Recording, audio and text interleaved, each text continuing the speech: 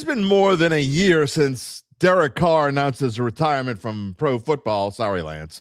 And I still can hear the cheers, hoot-ats on that Saturday morning were shouting out loud across the spectrum, not just in New Orleans, across the entire country, maybe across the world, the cheers. I could still hear them. The Crow Po' Boy still gives me occasional indigestion. So when Carr finally spoke out on Max Crosby's podcast, I could also hear the groans from across the Saints fan base. Why do I think we're going to hear some groans today? Well, that's because we're going to chat about our old friend on today's show. That's right. Speaking of old friends, my old friend and broadcast partner about 40 nights a year, Jim Rapier, is here. He's also a Saints historian, and he can help put all this into context.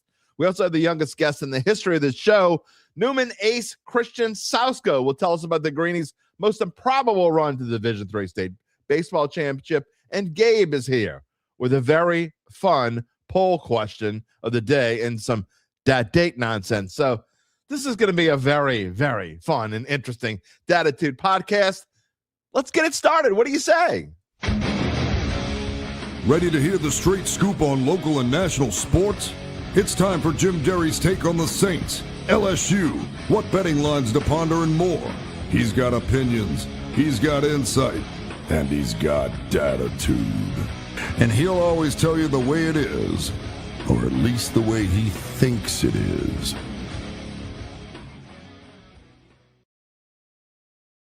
Where you at, Dattitude family? Are you waterlogged yet? Have you had enough of it? Guess what?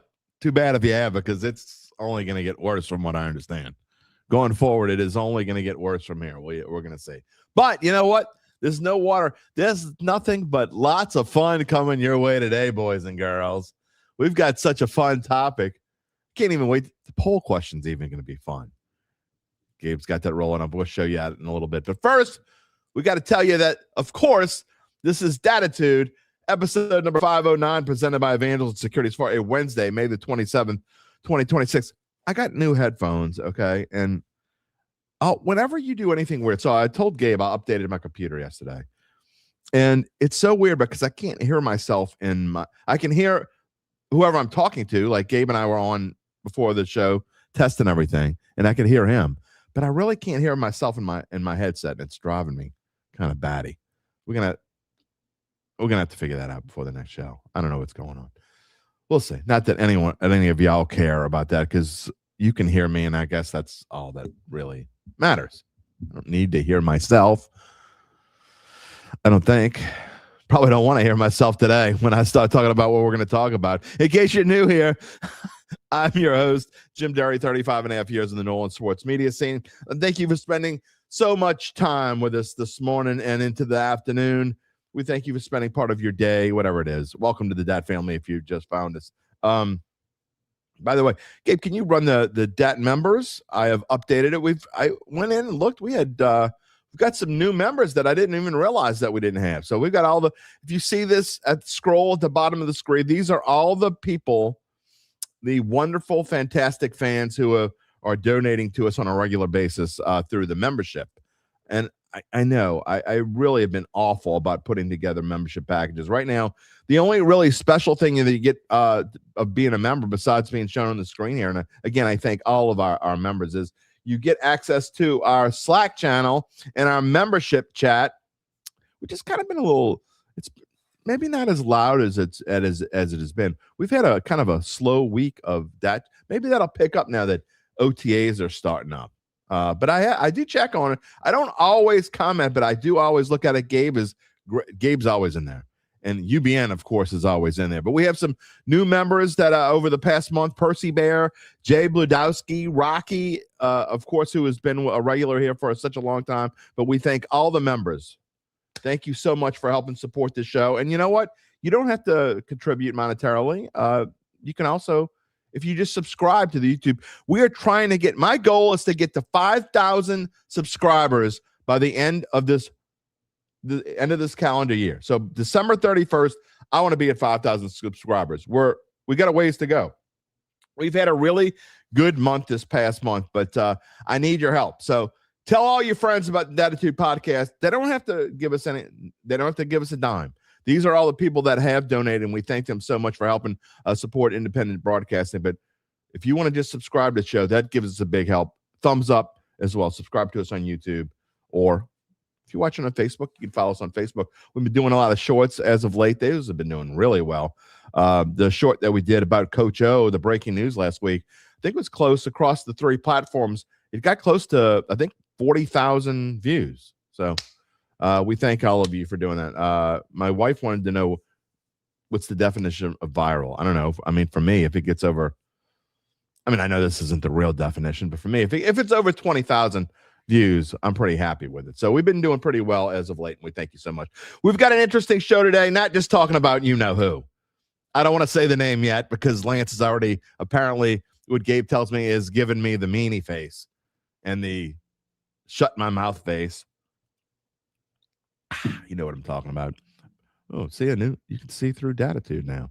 That's kind of weird, too. Anyway, we're not going to be talking about just you-know-who. You can take the scroll off for me, Gabe. Thank you so much. We're also going to be talking with Isidore Newman High School ace Christian Sauska. Well, he's not in high school anymore. He actually, I don't know if, you know what? I don't think they graduated yet. I think they had graduation rehearsal this morning. So he's either graduating, he's graduating sometime this week, but he is going to be an Ivy Leaguer. So not only is he the youngest person that's ever going to be a guest in the show, he's also going to be I guess I can't say it about everyone, but he's probably the smartest person that's ever been on this show too. I mean, have we ever had an Ivy Leaguer on the show? Not that I know of. Not that we don't know. Maybe we have, and I'm just dissing on somebody. I don't know. But headed to the University of Pennsylvania. How about that? Or is it Pennsylvania University? I'm not even smart enough to know the answer to that. Anyway, he's coming on the show. And look, we like to do some stories here and there. And that look, during the summer, that's what we're going to do. We're going to do a lot more stories. And we're not going to talk about the same thing every day. We can't talk about the same thing. There will be Saints talk in every show, I promise you. However, not every show is just going to be all Saints. And today, I think the story of Newman baseball. Now, I'm biased because I covered them all year long, and I was the play-by-play voice of the Newman Greenies. When I tell you this is an improbable run, I don't want to make it sound like they had no chance whatsoever to do it, because they did have a chance. And my partner, Jim Rapier, is coming on, my color analyst. We've been friends for 25 years or longer, maybe. And he told me it was possible, and I never really believed. But you know what? The kids believed in themselves. And when they got to the state championship, I'm like, good for them. They made it to the state championship. No, that wasn't good enough. If they lost the first game, okay, it's over, right? No, it's not over. I mean, this team that barely scored, I mean, they probably averaged, probably 4 to 5 runs a game is probably what they averaged. They played the best team in the state. Well, the team we thought was the best team in the state in Division III, big, bad University High, and they beat him. Games 2 and Game 3, scoring 28 runs in the final 2 games to win it. But I want to talk to him about it. He is such a great character. I think y'all will enjoy him. He's going to have a lot of fun with him today. And then when he's gone, Jim's going to come on. We're going to talk to Christian with Jim Rapier. And then when Christian's gone, we're going to talk about Saints and, of course, Derek Carr. And, we'll get Jim Rapier's take on Derek Carr. Where does he fit in among past quarterbacks? And again, the reason why he's coming up, and I didn't realize that this Max Crosby podcast was a month old. I just saw it because some other local media outlets were reporting on it. I'm like, how did I not see this? So anyway, we're going to talk about that this morning. I thought it was not only did I find his comments about New Orleans and his time with the Saints interesting, but I also found interesting how long it took him to talk about the Saints. And just little, I don't think he meant them as subtle jabs, but there were a couple subtle jabs in it. Again, I know y'all can't stand him. See, y'all take the love-hate relationship with Derek Carr is about 93% hate, about 2% love, and the other 5% are just whatever. He's going great. I mean, nobody's upset he's going now, I don't think. I mean, I can't imagine that there's a Saints fan out there. I can't imagine there's a single Saints fan on planet Earth that is upset that Derek Carr is gone today, right? That leads me to the poll question. Gabe, let's have some fun with this one. This is our poll question for the day. And it goes to the title slot. I can't imagine what kind of votes we're going to get here. But the question is, and if you're listening, of course you can't see. If you're listening only, you can vote. Actually, if you want to send in a vote, you can email me, jim@jimderry.com, and you have a comment that go with your vote, then okay. Gabe, see that Gabe is just doing that did you do that, Gabe? Gabe did not. Did UBN do that? Okay. That doesn't count. What pissed you off most about Derek Carr? That is today's question. If the answer is nothing, which UBN is just riling up the crowd, I knew we would either have no votes or one vote and nothing. I'm going to be surprised if we get more than one vote. We have two. We have two nothings. Wow. Okay, so what pissed you off most about Derek Carr? If your answer is nothing pissed you off about Derek Carr, he was fine. Then type in the number 1. If his refusal to embrace New Orleans, if that's what pissed you off most about Derek Carr, then type in the number 2. If his attitude on Sundays pissed you off most, type in number 3. Or number 4 is just his face pissed me off. That's what pissed me off most. That's number 4. We got 3 nothing. What is going on here this morning? We got a wacky group going. There's no way Lance has voted yet. 0 chance Lance has voted. He might not even be watching. So there you go. What pissed you off most about Derek Carr? 1, nothing. There's 1. 2, his refusal to embrace New Orleans. 3, his attitude on Sundays. Or 4, just his face pissed me off. His face pisses me off. If that's the answer, then type in 4. I wish you could. I mean, for those who are listening, you're wasting. I mean, you can't see my face. We'll leave the poll question up for a few minutes. Anyway, you know what is special about our show? Not just our poll question that we have every day. And we invite, like Phil Johnson said, we invite your reply. Remember Phil Johnson? Ain't there no more. Yeah, we are different than the other podcasts because we don't. It's not just that we ask for your comments and questions and poll answers. No, we embrace your responses. We need you. We need you on that wall. We want you to talk back to us. We love having you here. So you type in your comment, whether you watch it on YouTube or Facebook. We will show it, and we will. I don't know what Gabe's laughing at. It must be good. Anyway, you can go ahead. Whatever you're laughing at, go ahead, show it. Laughing at something. You can show. I do not look at the comments until it's time, and I usually don't get into the comment. I'm gonna get into the comments in just a minute. Oh, you're typing me a comment. Okay. A lot of nothings. That's crazy how many. That is crazy how many. I am very. I got to be honest. Normally, I know what the poll question answers are going to be. I got to say, right now we're at 40, and I know if you can't see if you're listening after the fact, you can't see the poll question on the screen. Well, I got 43%. Nothing pissed you off about Derek. That is shocking to me. Okay, because that's what I would have answered nothing. I thought it was going to be just UBN saying nothing to stir the pot. Apparently, there's quite a few nothings in there. Nothing pissed you off about Derek Carr. Maybe when you hear some of the things he said in the Max Crosby podcast may piss you off. Anyway, type in 1 if nothing pissed you off about Derek Carr. 2, his refusal to embrace New Orleans pissed you off. 3, his attitude on Sundays. Or 4, his GD face. All right. We're going to take it off the screen for now. We are going to come back to this later for sure.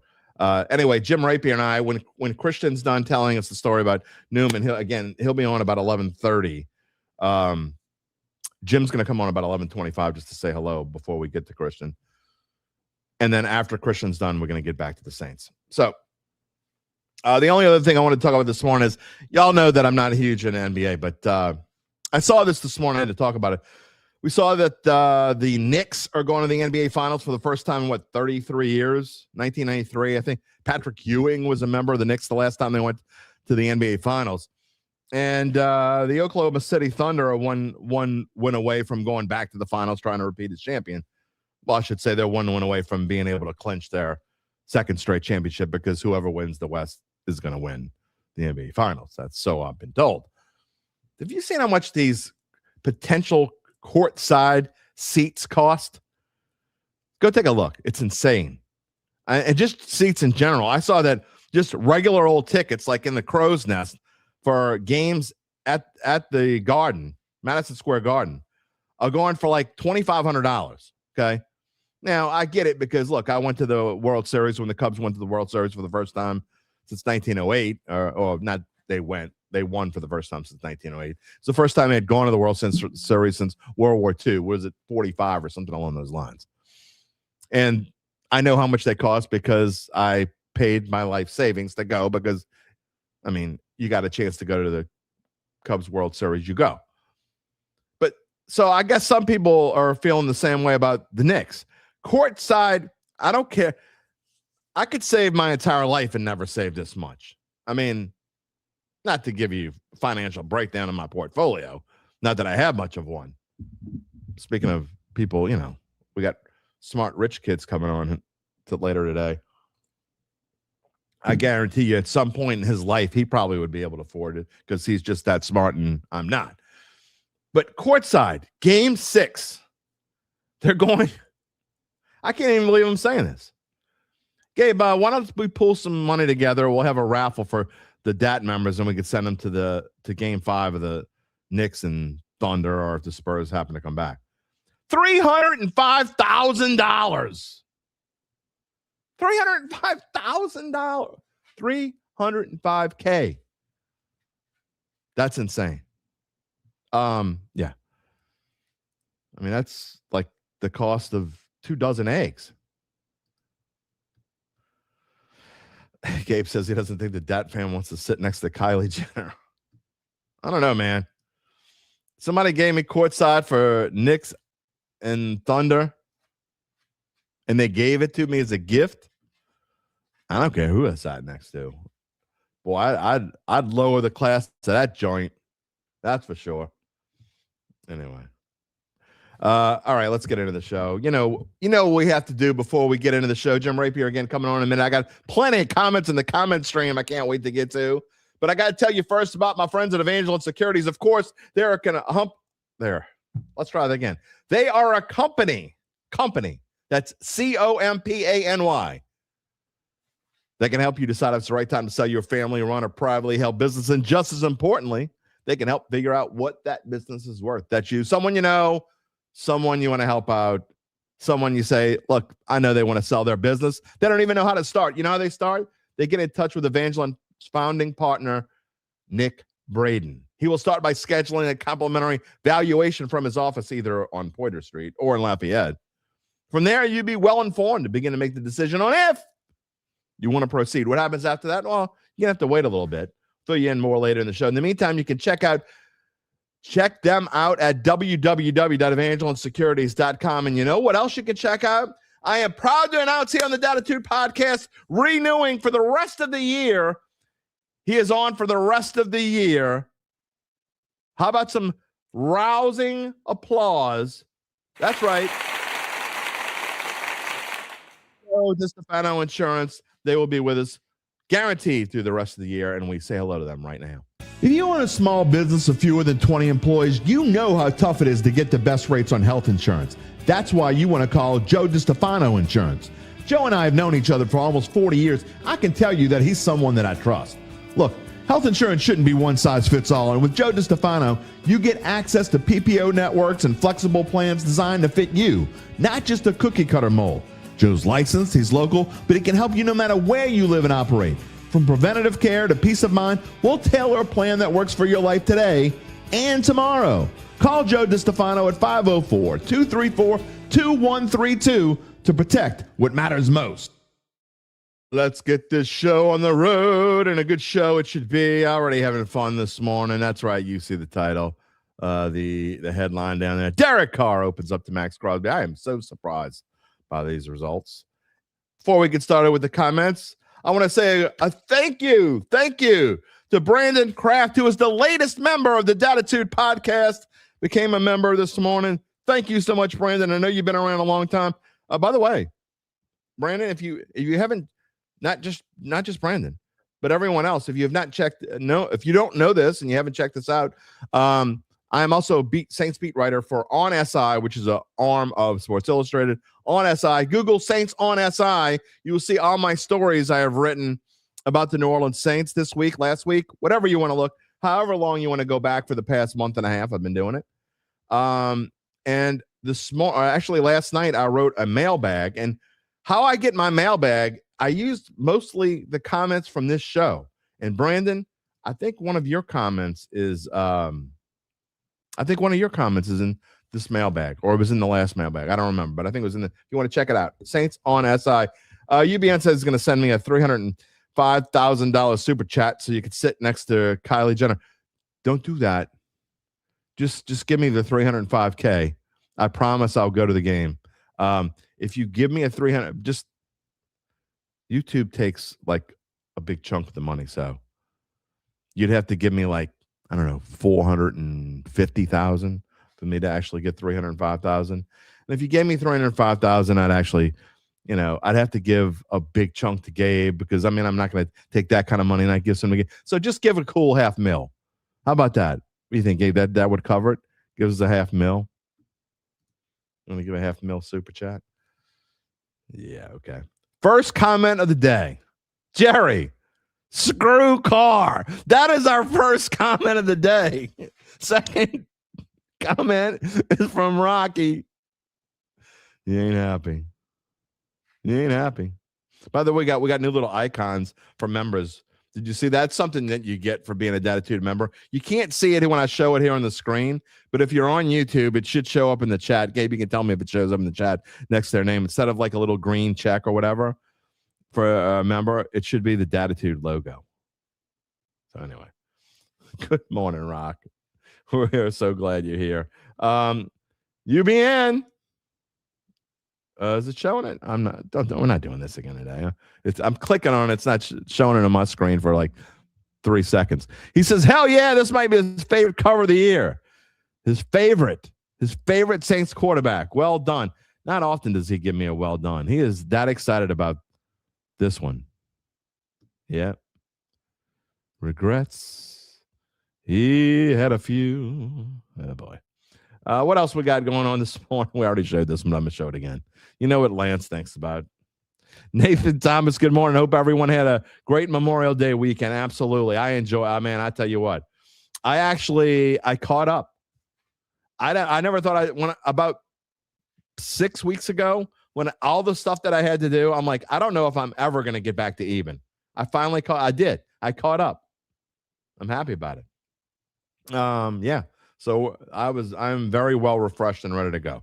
Kyle Sherman, good morning. Dattitudinals. Does it shock anyone about Carr admitting what we saw with our own eyes? We're going to get to what he admitted. That's coming up. Mark Gapsky, good morning. Fired up about his Las Vegas Golden Knights sweep. Stanley Cup Finals. Las Vegas Golden Knights headed to the finals. Congratulations. Nola Man is here. Good morning. Charles Mangus, first 2 floor side tickets for Madison Square Garden, $292,000. That's insane. $1,600 for 4 seats, 27 years ago. It's $305K now, Charles. You got to pay the service fee. That's chump change. What are you talking about? You don't have $305K just lying around? Come on, man. We don't have poor-ass people watching the show. You got to find the money some kind of way. Yep, Jerry. No question. Carr's time is finally up. Shuck's time is finally now. Yeah. Brother Aaron, who dat, baby? He's saying Carr did us a favor. Boy, Lance is really not happy this morning. Not happy at all. Adam Varner, good morning. His blood pressure is already up. Lance's blood pressure is already up. Brandon says he regrets signing Carr over Sam Darnold and Mayfield. That's for sure. I'm going to say this, Brandon. Hindsight's 20/20, right? If you go back in time, and the Saints go back in time when Derek Carr was signed. If they signed Sam Darnold, the fan base would have gone ape shit. Okay, there's no other way to put it. I'm sorry. That's what would have happened. They would have gone ape shit. Sam Darnold, are you kidding me? He's a bum. Yeah, well, now, He won a Super Bowl. Of course, he's not a bum now. Baker Mayfield, I think going back to when Derek Carr signed here, Baker Mayfield was trying to find a job still. I mean, he was coming off of he started 4 games for the Rams, and that's only because Matt Stafford got hurt. So it's easy to say that now. So I don't know that I necessarily agree with that or not. I hear you, and I understand why you say it, but I don't know that you can. I don't know that's a great spot to put that in. Brian Cavett says, "Who that got to hear this? If he had been a fifth of what he had hoped he would be, the team would still be middle of the road, descending, not the team working back to a contender." I mean, look, had Derek Carr been like Brian says, I mean, think about where you would be. Think about and I keep bringing this up. Okay, think about his last season, and later on, Jim Rapier and I are going to talk about this after we hear Christian's story that I'm really looking forward to this morning. Because, I mean, let's face it, we're rehashing the Derek Carr crap. But when you think about it, go back to Saints start 2-0, right? His final year. They come home, they play Philadelphia. They should have won the game. I mean, it could have, would have, should have, whatever. I mean, Saquon Barkley's still running down Porter Street. But they had the game won. It wasn't Derek Carr's fault they couldn't stop Saquon Barkley. I mean, what is it, 15-12 game? They should have won the damn game. And then the next week, they go to Atlanta, had that game won. Derek Carr leads them to what should have been the game-winning drive, and should have been 4-0, should have, would have, could have, I know. But just think about what happened if the Saints had started 4-0 that year. How different things would have been. I don't think you'd have Tyler Shuck as your quarterback right now. Derek Carr might still be here. I don't know. All right, we got to get to our guest in just a minute. A couple more comments. Adam Varner doesn't understand the Carr hate. He didn't have to give us back a crap load of money. That's true. 6,000 yards, 40 touchdowns, 30 interceptions. Is that really his numbers? 40 touchdowns and 13 interceptions? Double check that for me, Gabe.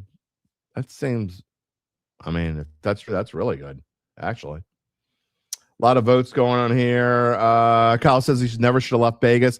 And when we get to, I'm telling you, in the second segment here this morning, Christian coming on in about 2 or 3 minutes with Jim Rapier. But in the second segment, I'm going to talk about his comments. Okay. Never should have left Vegas. He kind of says that. He kind of says he never should have left Vegas. Ever so subtly says, I never should have left Vegas. I do wonder how much Carr weighed in on behalf of the Saints. He might have played a role in selling the move. Maybe. Absolutely possible. Ron Hendrickson, good morning. Jody Alexander, we need a 2, 3, and 4 option just for Lance. Yeah. Good morning, Jay Tucker Rafferty. See you in there voting on the poll. A-Town wants an option 5. He doesn't give 2 emojis about Derek Carr. Brian Cavett says, love me explain why. I almost put all of the above in there, but then I thought everyone would just take all of the above. And I didn't want to have 100% all of the above. Cecil says he's taking option 2, although his face was very, very, it's just his face. That was option. One more time. Let's show the poll before we bring on our guest, Gabe.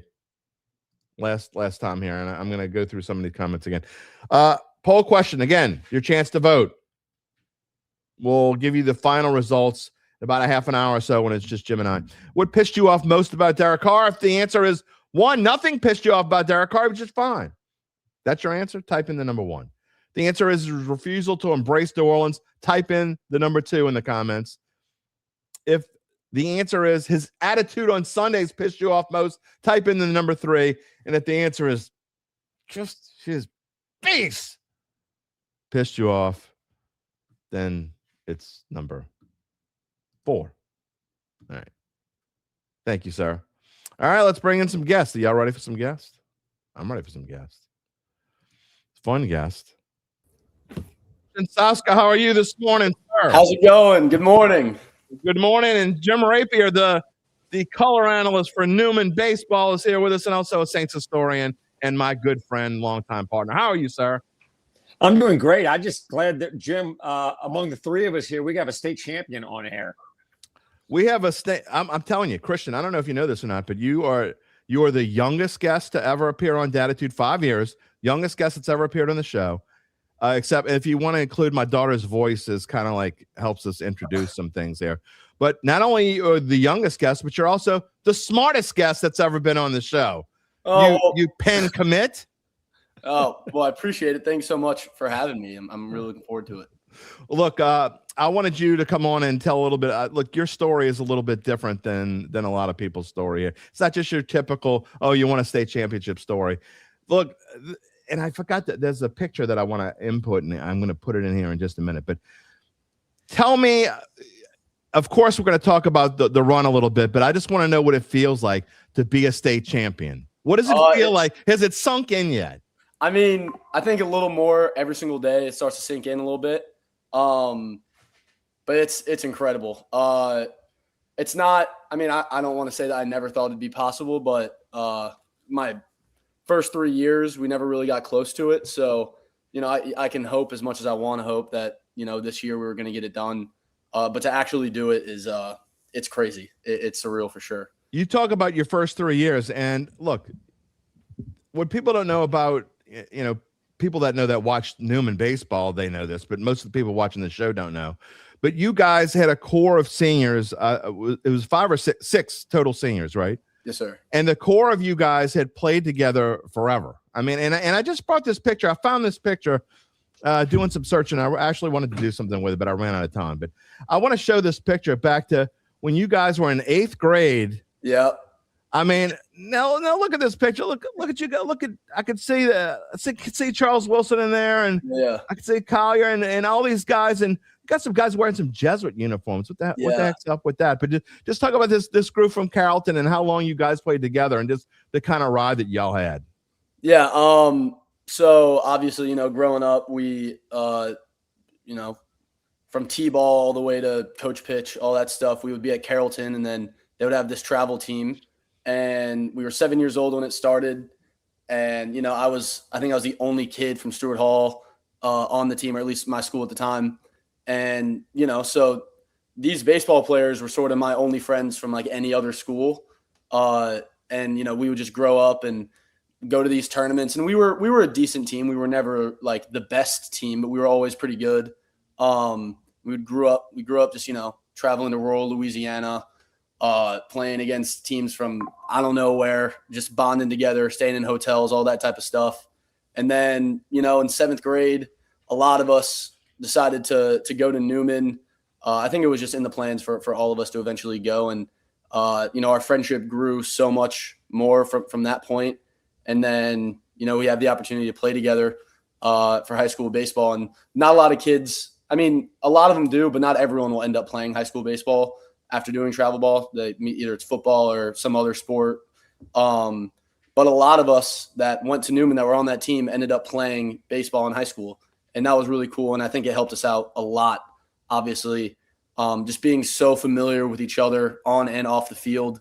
It was really special to end this season the way it did and sort of end, our baseball careers together in that way. It's crazy.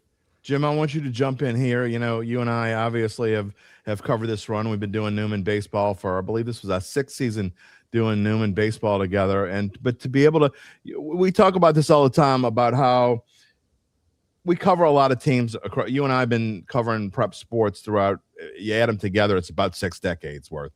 And you go through the different teams, but there are certain teams that are special that will always stick out in your mind. I know that I have probably a dozen or so throughout my career that were really special to me. And I know that, for you and I to be able to go through this run, and it's because I think that all these seniors that Christian talks about and they've been knowing each other for so long, I think that's part of what endeared them to us. I just want to say, first off, Christian, great to see you again, and congratulations. I'm sure you got like 1 or 2 days where you didn't have to do your chores in the house, right? I mean, like, make the bed, take the garbage out. You're not really going to ask the state champ to take the garbage out, right, Mom? But did you get that, Christian? Yeah. Well, I mean, if I wasn't, Augie couldn't do the chores either because he was a state champion. So it was left to my little sister. So I think all the chores kind of got pushed back a little bit. But in all seriousness, Jim, you brought up a really good point about how long they've been together, and it was fun to look at the picture. Christian, as the team grew freshman year, sophomore year, I mean, a lot of y'all were starting as freshmen and pivotal roles there in those teams. As fun as it was to grow and see how much better y'all were getting, was there a point this year, and you said the word surreal, but was there a point where you started to realize, hey, there's something special brewing here? I mean, was it the win against Jesuit? And I saw a couple of Jesuit kids in that photo. Maybe you played against some of them, but if y'all, I remember correctly, you defeated Jesuit 4-0. Was there a point in the season where you said, okay, this season is beginning to feel a little different? Yeah. I mean, obviously the Jesuit win was really special just because you were correct. We played baseball with some of those guys at Carrollton as well. So that was obviously a really fun win. But I honestly think the St. Charles win for me is the one that really made me think, all right, well, this is something a little bit different. Just because, the Jesuit win was sort of our first big win of the season. And I feel like every year we had a win that was like, we probably weren't supposed to win that one, but we ended up winning and stuff like that. But playing St. Charles and then, in the fashion that we beat them in a run rule was probably when I thought to myself, well, we beat Jesuit and then we just beat another really good team who's had our number my entire high school career. And I think, I just a 10-0 run rule against St. Charles. What you're leaving out, I'm not used to you being humble here. What you're leaving out is that you threw the only no-hitter that you've ever thrown, and it was a 5-inning no-hitter, but it's still a no-hitter. To no-hit a team that ended up being a state champion themselves. Yeah. And you beat them 10-0 and you didn't allow a hit. So I'm sure that's one you'll remember for the rest of your life. 100%. That was one of the more fun games Friday night at Avenger. Kind of got a little preview as to what the playoff environment was going to be like there. It was an incredibly special win, and congrats to them for winning state, bringing it home. All right, one of the things that I love about you is you and I have, I mean, this is probably bad for you, but I think you and I have it's kind of similar personalities a little bit. I think maybe if you ever got to do play-by-play, I don't know if you'd be as loud and obnoxious as I would, but I think you would probably get into it like I get into it. I think you'd have fun with it. And you were the guy who was always after games doing the interviews with your teammates using a bat as a microphone. And I always loved that. I thought that was fantastic. And no team to me, you can't win a state championship unless you just got a ridiculous amount of talent. You can't win a state championship without chemistry. And I just thought the chemistry with you guys, and it started with you, Christian, and I'm not taking anything away from any other kid that played for the Newman Greenies, but you loved that leadership role. You loved being in the middle of all that, didn't you? Yeah, I appreciate the compliment. The Newman Baseball official Instagram page is fun to, kind of mess around and interview the players. And, I love getting into it. Carr did a great job interviewing this year as well. How did the interviewing start? So the account started, we weren't even in high school when the account started. I think Collier's older brother, Saint, started it. And they started doing like bullpen reviews and stuff like that. And then after one of the games ended up, Will Zurich, I don't know if you guys remember him. Yeah, Will Zurich would interview the players at the end of the game. So we thought, might as well carry on that tradition now that they're gone. And this year was obviously really fun with the run that we went on to do those interviews. But yeah, I think chemistry was honestly like our biggest strength as a team this year. Obviously we had a lot of talent, a lot of bats woke up this season. We were deep on the mound, or deep enough on the mound, but we were just one team. Like no one was selfish in what they were trying to do. Like every single at bat was for the guys in the dugout, and every single pitch that I made was for the guys behind me. Like I was never thinking to myself, like in the St. Charles games, I was never thinking, I need to get this no hitter so I can say I have a no hitter. Like right. I just want to go to St. Charles because like I want to help my team win. So I think the chemistry on this team was obviously extremely special and something that I'm going to remember for a really long time. How was the interview after Game 3 of the state championship game? It was a fun one. We had just gotten back on the bus, just hit the road after like spending an hour afterwards at the facility or the park, and we were like, well, this isn't our normal setup. Like, what are we gonna do? And so they had me walk out of the bathroom in the back of the bus And I got to interview Jack Falgoose, Charles, and Malcolm, who had 3 great I love seasons. it. And it was really fun. Hart Pisani wants to know, does Christian smartness cancel out your dumbness? The answer is, Hart, no. it doesn't. I mean, I'm going to answer that question. Doesn't cancel mine out either. Partner. That's quite a mountain of dumbness to climb. Okay. He's not talking about me. He's talking about himself. Oh. I'm talking. So I'm saying no. But anyway, I kid because I love. Another question. Charles Mangus wants to know: did y'all go eat at McAllister's on Friday, the day before y'all played Sulphur? I saw the whole team pigging out. That is true. We pulled up to McAllister. That was after game 1, I think. I think it was on Thursday, maybe. We went to McAllister's. We had just lost. I think I'm getting this correct. Could be completely wrong, but we had never been before, and I'd never had McAllister's, and it was actually really good. Really? Yeah. It was good food. Christian, okay. I wanted to ask. You touched on the chemistry on the team and everything, and before coming on, I was sort of replaying in my head the entire postseason. And so you took care of North Lake Christian pretty quickly. And then Jim and I, when we broadcast, I mean, we obviously have an interest in y'all. And, it makes the broadcast much more fun when you win. But you lose the first game to Notre Dame. And, I mean, you're 1 strike away from winning, 1 out away from winning. And you lose in heartbreaking fashion. And Jim and I went and had a late lunch that day before doing the second game. And we're like, oh, my God, it's elimination time. And then y'all found a way to win the next 2. And then you're in the state championship series. You lose the first one. You win this. And then we're back to elimination again. What were y'all talking about? I mean, it's like you just kept getting back up off the mat. It's like Rocky Balboa. Hollow Creek could never knock him out. And you just kept getting back up off the mat. What was the talk amongst yourselves like? I mean, so after the Notre Dame loss, obviously that was a really heartbreaking loss for us. And just the way that we lost too.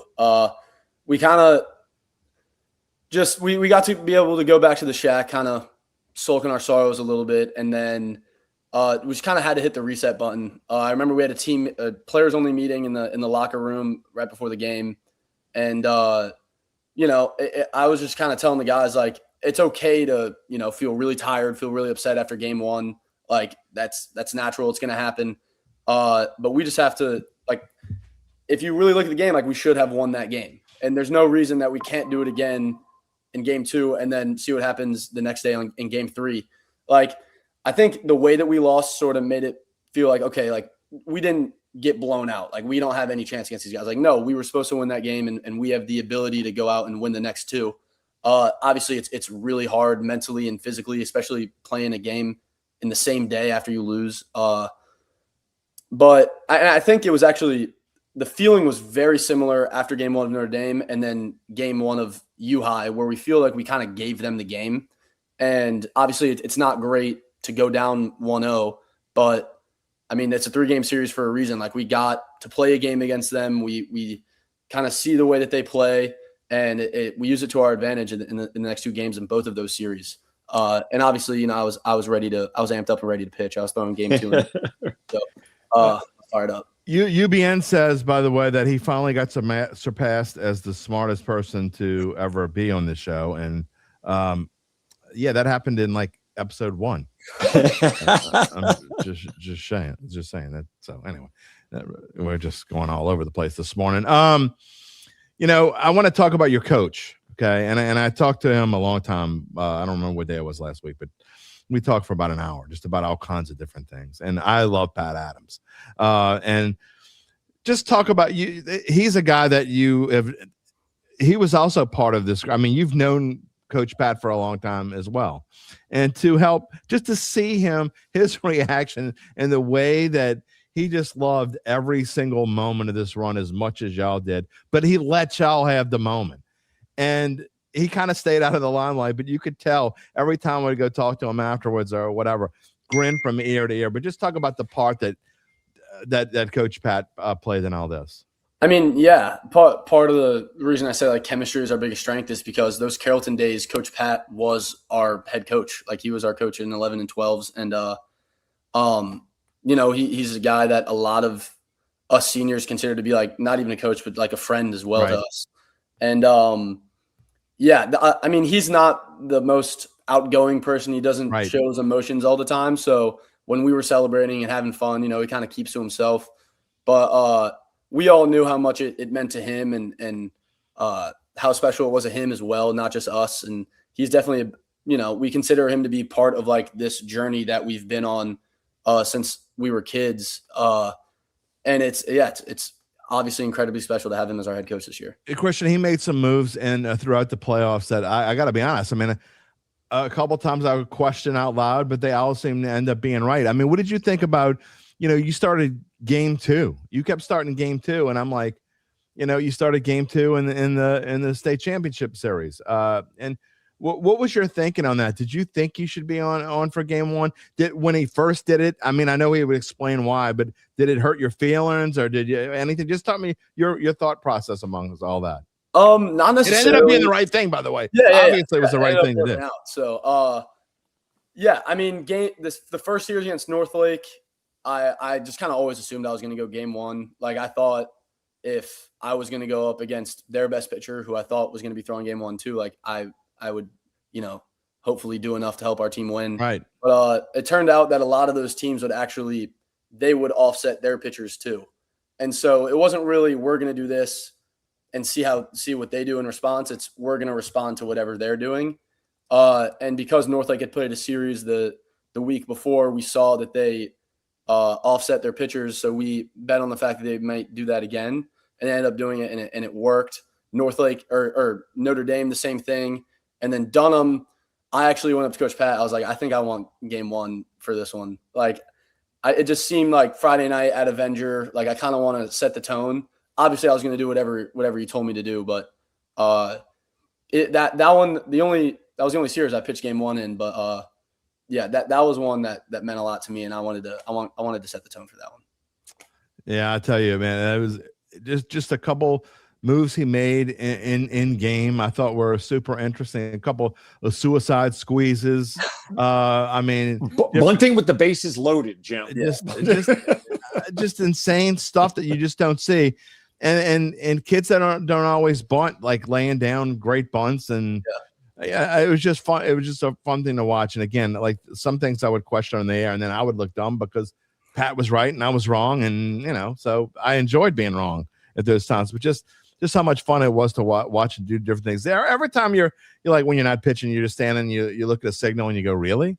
Yeah. I mean, I didn't know that the suicide squeeze was on for that pitch. Yeah. I think if I would have saw it, I would have been like, what exactly are we doing here? Yeah.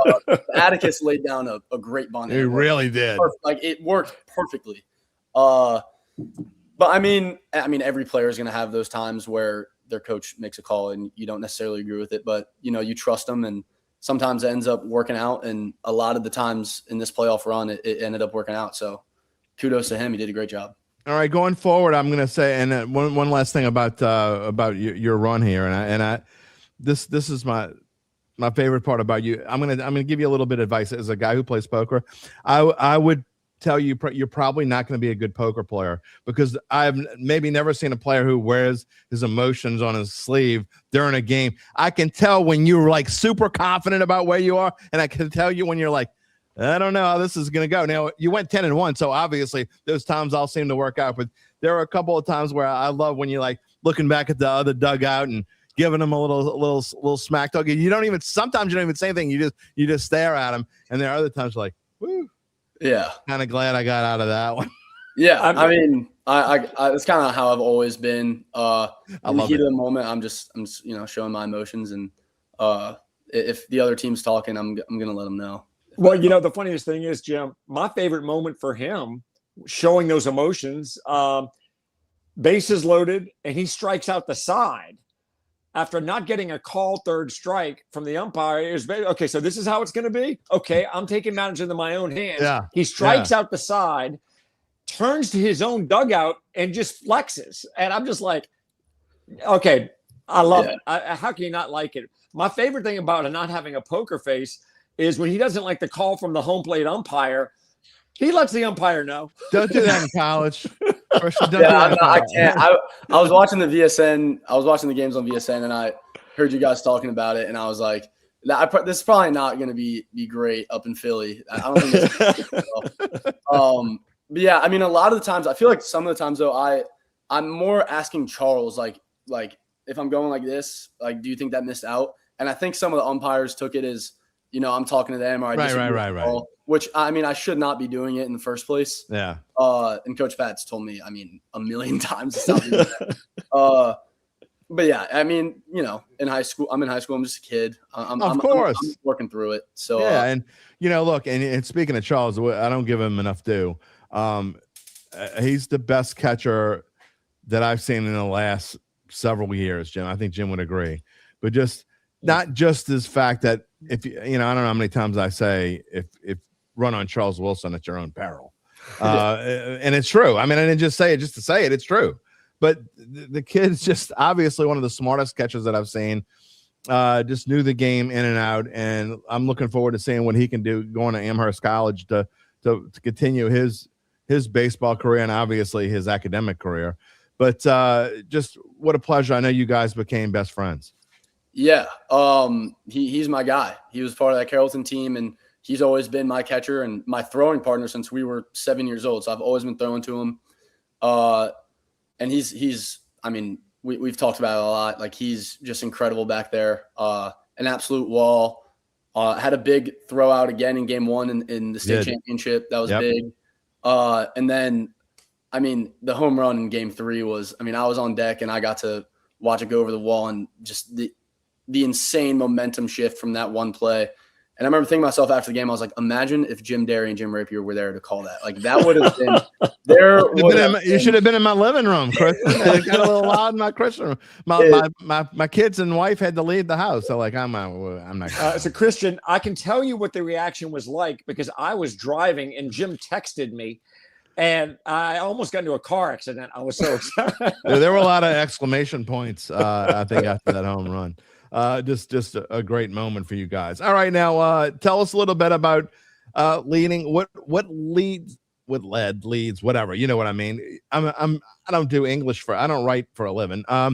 What led you to go to Penn and decide, I'm going to go to an Ivy League school? You're going to continue your baseball career there, but just talk about the process and what it was like to decide where you were going to go to school. It's tough. It's different for every kid. I understand that, but just talk about your process. Yeah. So, going into high school, I always wanted to play college baseball. Like, that was my sport. I didn't really know the whole process or the landscape or anything. I just knew it's something that I really wanted to do.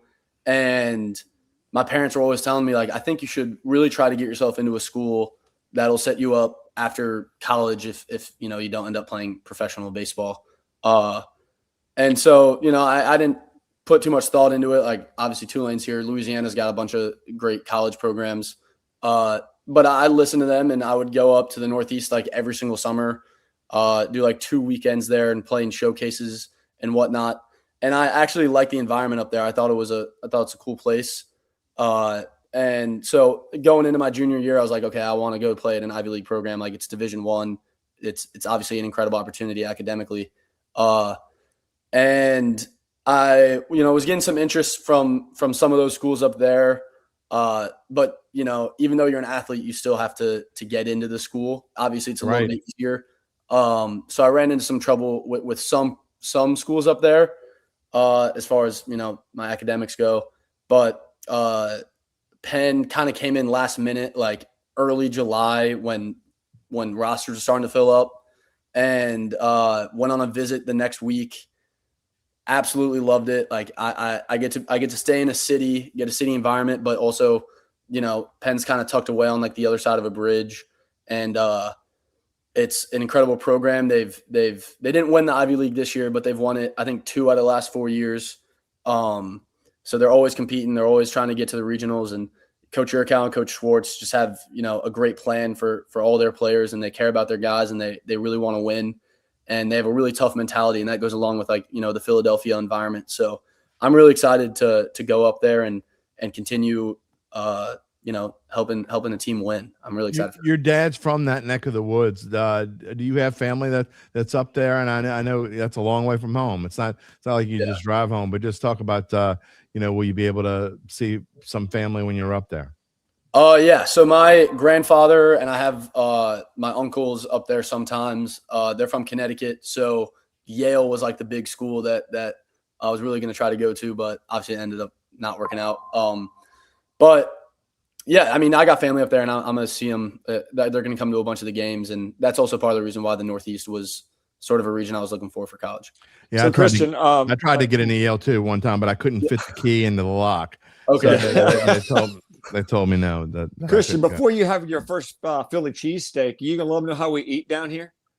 What was it? Yeah. No. Oh, yeah. 100%. I plan on being like the New Orleans guy. I'm gonna have some fun and hopefully get some of my teammates down here a couple times. Charles wants to know, what's the fastest pitch you've ever thrown? I've topped out at 90. So I hit 90 for the first time this summer. I wanted to get at least a little bit of a velo jump at least one point throughout the season, but there were only 2 games where I got radared. And I was at 90. 90 was my hardest pitch. You got radared at Mandeville game. Yeah. Yes. I was aware of that. So it was a Mandeville game and then you threw 90 there as well. Yeah. So Mandeville multiple and then times. The state championship. Yeah. You threw 90 multiple times against Mandeville. I was watching the gun as never got over 90, but you were pretty consistent, 88 to 90. Can you work on that? Is velocity something you actually can work on? I mean, strength training and like flexibility and stuff like that. And obviously like getting in the gym is obviously for strength, but also to build up your muscles for longevity. Like you don't want to throw the first couple of games of the season, then get hurt. Like that happened my sophomore year. Like my arm was just not ready to throw consistently for like 2 months and be pitching every single week. But yeah, I mean, working out a little bit and just long tossing, you can definitely grow your velocity in that sense. UBN wants to know, are you afraid of the cold in Pennsylvania? I am. I don't have a lot of cold weather gear, so I'm gonna have to be ready to go. Like I think I'm gonna get. I have it envisioned in my head what it's gonna feel like, but I think there's gonna be a couple moments where I'm like, I wasn't even ready for this. So, are you gonna continue? Are you gonna be a Saints fan when you go up to? Are you gonna tell the Eagles fans how we roll here? 100%. I mean, I probably won't. I'm probably not going to get in their face about it because I don't know how that's going to go. But I'm going to let them know. I will not be wearing an Eagles jersey. I'll be repping the black and gold. Ask Jim. They booed Santa Claus once. So they did. They probably wouldn't love you to get in their face about it. What are you looking forward to most? What are you going to miss most? I mean, I'm just going to miss obviously the city. I'll still live here though, but I'm going to miss hanging out with my friends. Like those baseball players genuinely are my best friends. We hang out all the time. I get graduation with them tonight, so that'll be fun.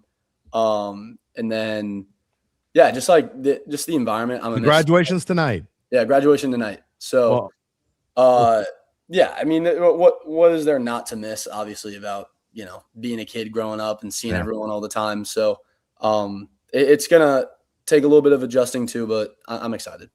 All right, Charles Wilson's going to Amherst. What do we know about Collier Villery? What's he doing? He's going to Texas. Going to Texas. He's going to Austin. Yeah. Just to be. He's going to be a student over there. All right. What about George Loop? What's he doing? He's playing football at Dartmouth, so he'll be up there. Football at Dartmouth. He's another Ivy leaguer with. Wow. Me, so yeah. What the heck's going on at Newman? So does Dartmouth play at Penn this year in football? And are you? I was looking at it. I think Penn goes to Dartmouth for football this year, but I think also the baseball team does as well. So I'll be able to see George next year when we travel up there. Okay, what about Jack Falgoose? What's he doing? He's going to Auburn. He's going to be a student at Auburn. Oh, just like Jim Rapier's daughter. All right, sweet. Yeah. What's Henry Haber doing? He's going to Alabama. He's going. He's going to Bama. Yeah. So wait. So you're saying that Haber and Jack aren't really going to talk for 4 years? Yeah, probably not. Probably not. Did I leave anyone out? I don't want to leave anyone out. I think you got everyone. Okay. Well, I want you to tell them all congratulations for me when you see them tonight.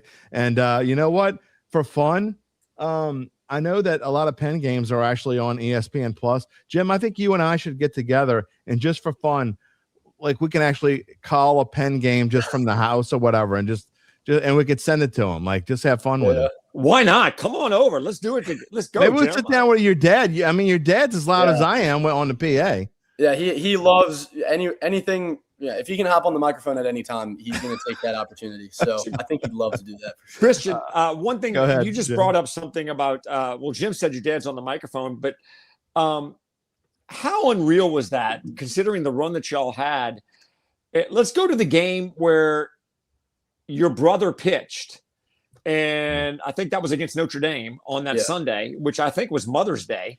And no, Dunham was Mother's Day, but after having that pitch for 6 weeks, right? Yeah. But so your dad is PA, you've pitched in the series. Here comes your little brother. I mean, it's a family affair. I mean, that's got to be like the most unreal thing, huh? No, it was crazy, and especially obviously with him not pitching for 6 weeks, like he got the all clear in the middle of that week that he was gonna be able to throw, and so no one knew like how he was gonna perform. And you know, when he's up there and I'm in the field, like I normally take the games that I'm not pitching to sort of like relax and just like enjoy the game. Obviously I want to win, but like it's not as stressful.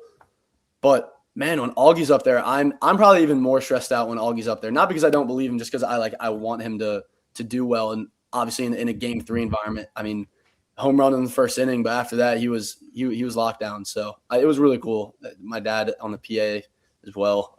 How does your mom handle all this? She just sits back. She's used to it. She's not like I think she stopped trying to get him to shut up. So that's funny. Yeah. Well, we're gonna leave you with this comment from a Dattitude member who says, "Take your shot, young man, because I couldn't agree more.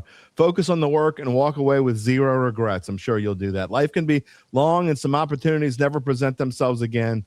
Pray and lean on your family." And I tell seniors every year when the year starts, and I didn't get to see you till about halfway through the season because we started kind of late with VSN this year. But man, I know I can't imagine.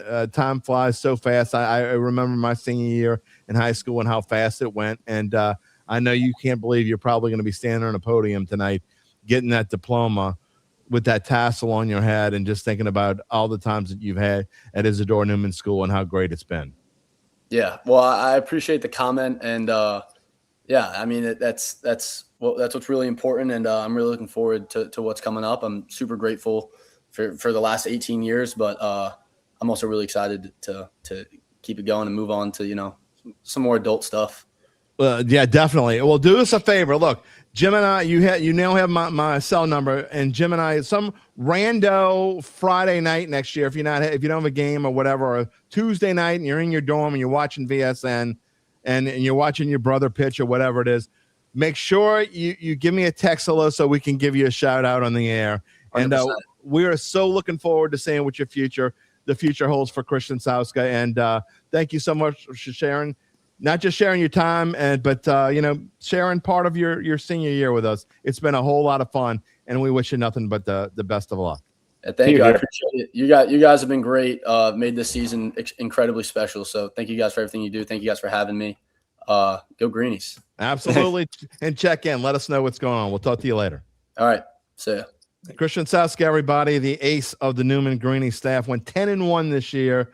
The Newman Greenies state champions, a 30-game winner, won the state championship for the first time since 2003. Jim Rapier, the first time in 23 years that they won a state championship. And I know you feel the same way I do, that it was one of the more fun. You can never say everything recent sounds like it was the most fun. I don't know. We can go back one day when we're done with all this and rank the most fun seasons we've ever had. But this one's certainly going to be in our top 5 when we're all said and done. I don't think there's no question, Jim. I've been thinking a lot about it. Even before you asked me to come on today, in the last 2 weeks, just sort of processing the state championship for Newman and the run that they went on. And I just go back to the words that Joe Buck said after a team won a World Series years ago. And I thought it captures everything. What a team, what a ride. I mean, just from that St. Charles game, and that was our first broadcast this year for Newman baseball, was the St. Charles game. And it was just unreal. It really was. Every time we thought that they were knocked down, you and I would think about, okay, well, how are they going to respond? And every time they responded, It was amazing. They were, it literally was. And you, at one point during the playoffs, you said their ability to answer runs against them with runs themselves or finding a way to do it, they did it every time. Yeah, they really did. And it's again, we talk about amazing runs, but to me, I look, you talked about that lunch you and I had together, or early dinner, whatever you want to call it, in between games for the Notre Dame series. And I remember I'm going to be straight up, and I told Christian this. I'm not saying anything that I wouldn't have said before. It just didn't come to mind, or I didn't get a chance to. But I said I don't think they're going to win this series. I didn't feel like they were going to win. You were confident for pretty much throughout, and then I told you after they lost game one, or even after, no, I think it was after Christian won game two in the state championship series to even it up. It's 1-1. And now they basically have a bullpen game with Kyle Uvillery and Augie Sauska and whoever else pitches. And I said, they have almost zero. I didn't say zero, but I said, I would be shocked if they won the state championship, and they won it. And you were confident. And look, every time you thought they were, okay, this is it. It's been a nice run. It's over. They said, no, it's not. Hold on. We're not done. Well, it's funny. You go back to that lunch, and I want to say one thing. That lunch was insanely good. Oh, yeah. Absolutely. Oh my God. I get hungry just thinking about it. But you and I were sitting there eating lunch, and you said, I just want to make it tomorrow, and I'd really just want to make it to next weekend. If we could just get to the semifinals. And I said, I think they can do it. I think they can do it. And then Christian, he went out and he sort of just willed them. And then the next day, they had that huge, 7-run inning and just went crazy. And then from that point forward, I was like, you know what? I'm done doubting this team. There's something about it. No doubt about it. All right, let's switch gears because we got to get back to our title. We're an hour and 7 minutes in. Wow. All right, I want to get back to what a lot of people came here to listen to. We're not all Saints all the time, everybody. Sorry, that's never who I'm going to be. We're going to talk about some of the great stories around New Orleans, and I can't wait to get into the summer because we actually may have stories that even aren't Saints related. And Jim, I know you and I have talked about this, but you're going to try to come on a little bit more regularly in the summer, and we're going to talk about some Saints history involved in. So we have some recent history to talk about here. And Derek Carr opened up to Max Crosby. Before we get into this, by the way, got a $50 super chat. Thank you so much, UBN, embracing the show once again. And his comment, I guess I have to show it. He donated $50 to the show. Thank you so much. His comment is, finally a Jim on the show that knows what he's talking about, especially with that Irish halo above you. Looks like you got what is that? Is that Irish, Italian? What is that? It's a beach ball. He thought it was a beach ball earlier. Did someone kick it in an accident? Did Hudson kick a beach ball and it actually landed perfectly right up there? No, it's the fat pitch that was sent to Charles Wilson. That was the result. Oh, wow. It just landed finally on it. That is a beach ball. That's a big one. We're doing a few little changes in the house, and I'm actually sitting in a room, and that just happens to be on the shelf up there. I have no idea how it got up there. All right, well, it's there. We'll figure it out. All right, let's get into the whole Derek Carr nonsense. And just to go, let's show Gabe's coming back. Gabe, can you we're going to show the poll question again, a chance to vote here. Today's poll question, I'll get your opinion on it. The poll question of the day is, and people can still vote if you haven't voted already. It's pretty easy to do. You just type in the comments the number of which one you would vote for. And the question is, what pissed you off most about Derek Carr? Was the answer number one? Type in the number one if the answer is not. Oh, you could have left it up there. Was it bothering you that? I don't know. He can't hear me yet. Was it bothering you that much you had to knock the beach ball? Well, suddenly I looked like I had a big pimple on my head.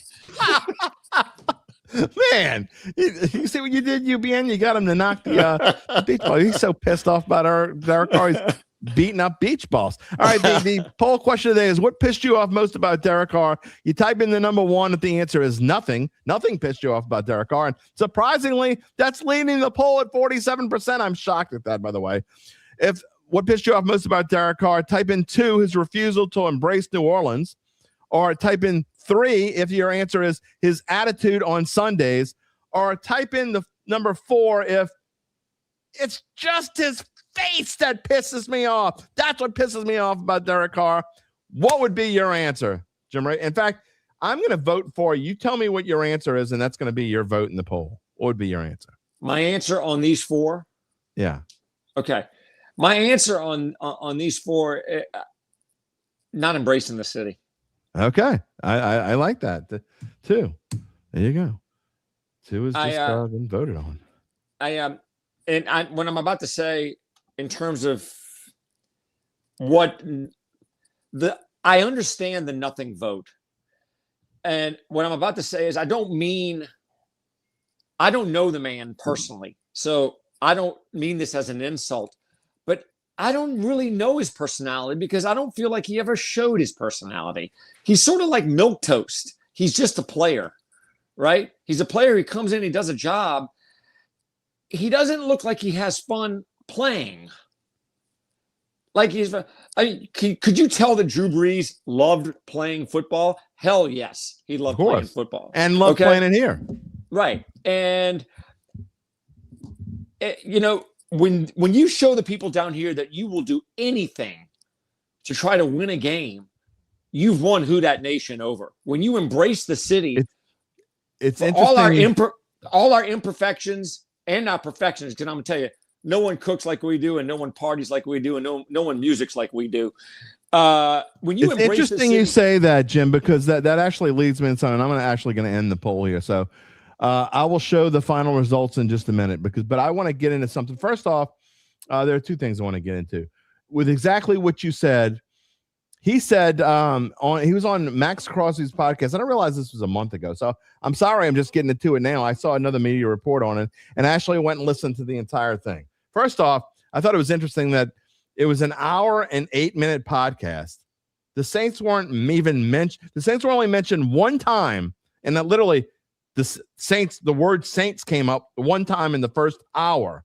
Okay. So when he finally started talking about the Saints, he said, quote, when you show them how much, and he was talking about the Raiders. When he was talking about the Raiders, I thought this was an interesting quote because obviously this didn't happen here in New Orleans. He said, quote, when you show them how much you love the game and will do for their team, they will love you back. Talking about the Raiders. And I found it interesting that the comments in this comment stream in this YouTube were much different than if he would have went on a podcast, I don't know, with Teron Armstead or Cam Jordan or on this podcast. The comments were so different. They were like, thank you for being a Raider. You were a great ambassador. Wonderful quarterback, one of the best in Raider history, blah, blah, blah. If he went on to a Saints podcast, it'd be anything but that. So it just goes to show, I'm not sure why he ever decided to. I mean, I get his situation. He got benched at the end, and there was some kind of animosity between him and Josh McDaniels or whatever. And so I guess I get it. But in the end, he talks about the Raiders and the Raiders and the Raiders and the Raiders. He probably should have found a way to stay there. Couldn't agree more. I could not agree more. And he did say, because I went back and started watching parts of it. He did say that, he gets to New Orleans and his first year, they win 9 games. He felt like they had some momentum going, but I still didn't necessarily feel the love. He was happy to be here and he's happy to play football and hell, they had a winning season his first year, but I don't know. I just wasn't feeling it. It just goes to show how much personality can actually mean something, because here's a comment, and I think this is representative of the way a lot of Saints fans feel. And I couldn't disagree any more with this comment, but I'm going to show it. I don't mean it disrespectfully at all. I just completely disagree. EJ LeCompte says, did it show up on the screen, Gabe? I can't see it. No. Okay. Let me click on it again. I'm having some issues here. EJ LeCompte says, quote, he never was going to be a great quarterback, and he should never have been a starting quarterback. That's an absurd comment. Okay. Again, I mean no disrespect when I use the word absurd, but that's the way that a lot of Saints fans feel. He was a good quarterback, but the problem is when you have the personality of a stick and you come to a place like New Orleans, and I'm sorry, but Derek Carr had the personality of a stick, still does. I mean, he is not genuine. He's not really genuine at all. And Saints fans, maybe more than any other town, can read through that, and They basically attacked him because he just didn't fit in here. But to say that he wasn't maybe he wasn't a great quarterback, but he was a very good quarterback. And to say that he shouldn't have ever been a starting quarterback is a ridiculous statement. But Jim, just to say that your feelings about the person can change the way you feel about how good of a quarterback he might have been. Okay, so let's take the comment that was made and let's analyze it for a second. Not the comment so much as the theme of the comment. Should have never been a starting quarterback. Okay. There's 32 teams in the NFL, right? Right. Maybe he's not a great quarterback, but statistically, the numbers that he can put up puts him about in the middle. Yeah. Among quarterbacks. He's definitely not the worst. He may not be great, but he's good enough to be a middle of the road starter. And would you take a middle of the road starter coming off of Dennis Allen's year when the Saints were lost at quarterback? Now, whether he wanted to be here or not is a whole different issue. But was he good enough to be the starter here in New Orleans? Yes, I think he was. It didn't work out, but hey, 9 wins first year, and he put up middle of the road statistics.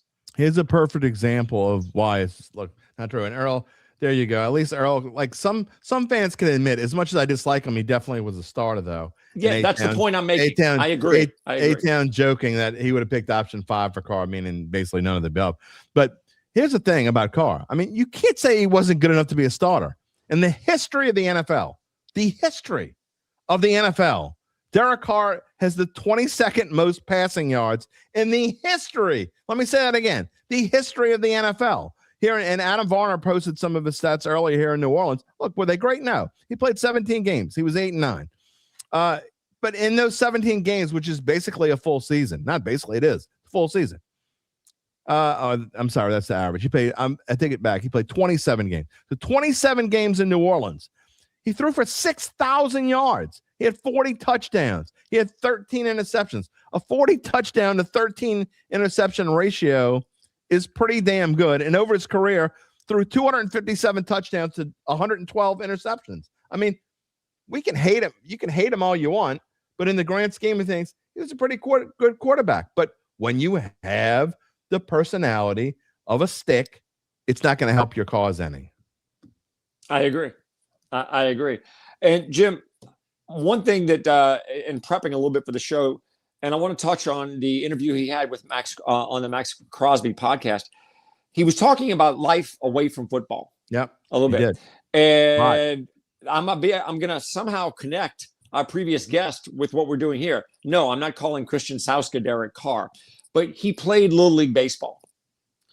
And one of the things he was talking about, Derek Carr on the podcast as I was watching, was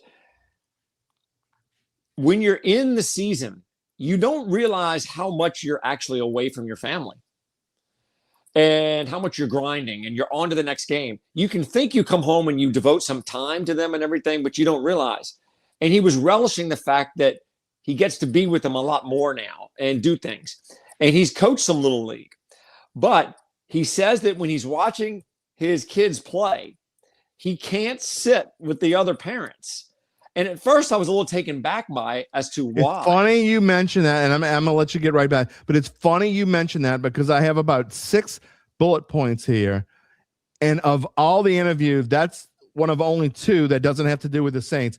Because what you're about to say is one of my bullet points because I thought it said everything about Derek Carr. Go ahead and finish your point. So I was first taken back by what he said. What do you mean you can't sit? You're not one to sit with the people. And then he put it into context, and I had to laugh. Yeah, I didn't agree with him, but okay. Well, no, I'm not saying I agree. I couldn't help but laugh, considering we do what we do and where we sit broadcasting, specifically baseball games.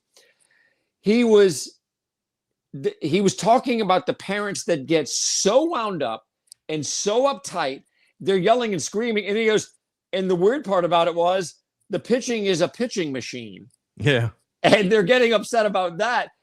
But at the same time, I think it's a double-edged sword. I understand not wanting to be around that, But at the same time, to show that you're one of them, you can still just sit there. You don't have to say anything. And it shows that he just almost didn't want to be a part of them. I mean, whatever excuse he's using for not sitting with other parents. I mean, this is a much smaller scale, but you and I we talked about the Newman baseball series, and one of the players was the son of a former LSU basketball player, Ricky Blanton's son. Yeah. And he's all around everybody talking, saying hello. You and I have been through many situations where Deuce's son plays for Country Day.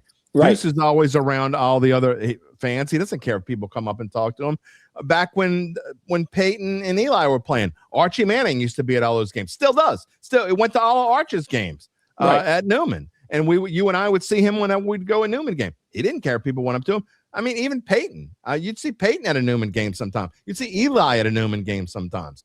So it's just everybody's different. I get it. But to me, as a quarterback, you're automatically the quote unquote face of a franchise. And look, I know I took up a lot for Derek Carr, but one piece that I won't take up for him is you can't just not be, you have to go out there and be in the community. And I know he says he quote regrets it or whatever it is. If he had something to do, in fact, let me get the actual quote.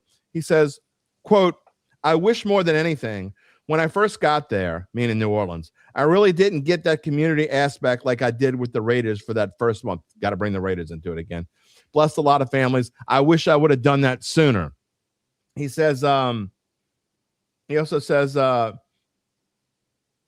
talking about where he was, he said, what was really interesting, he wanted to take his time in the transition and all these things, but that Mickey was a very honest guy, a man of his word. We had a really good football team the second year. The first year we won 9 games and we were building on it. Quote, started the next year as the number 1 offense. I don't think that's true. Well, the first 2 games, through the first 2 games, they destroyed Carolina. They destroyed Dallas. Yeah. I mean, that's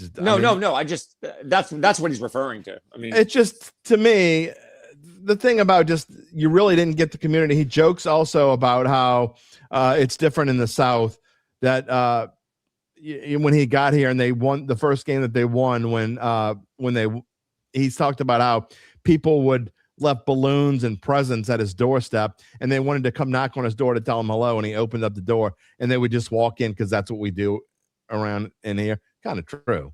We do kind of just walk in people's houses, but he's just not that kind of guy.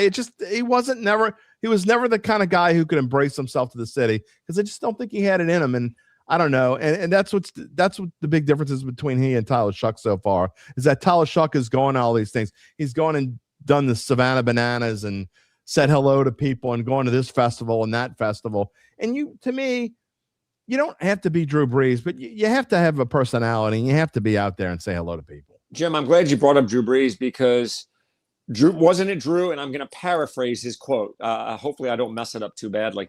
But he said, if you love New Orleans, it will love you back even more. And he embraced New Orleans. New Orleans sure as heck embraced him. And if I'm not mistaken, Tyler Shuck reached out to Drew Brees after getting drafted by the Saints. Yes. And tell me about New Orleans. And he is following Drew Brees' advice. He has embraced this city. He's all in. He, his wife, his dog, and I believe they have a child, a newborn, if I read correctly. And they're all in. Yep. And the city knows it. And when he plays, he scores on some 20-yard run against Tampa in the rain, and he's running up the middle and taking a shot to the head against Carolina to set up the game-winning field goal by Charlie Smith. People see that guy laying it on the line for this city, and we love it down here. And one more comment about Derek Carr. Yeah, I'm going to take a little shot at him and everything. I don't know how they are down south. Look, welcome to a city where you got food that has taste. That's sorry you're not used to it. So, That's right. All right, we're going to get off of Derek Carr, but I just thought look, I'm sorry I didn't see this interview earlier, but I just thought it was worth talking about. And when you talk about past quarterbacks and you think about the ones that have been the most successful, and I'm sure you can go find this everywhere. I mean, I'm guessing, I don't know, but I would guess that Tom Brady embraced Boston. Not that anyone can really embrace Boston.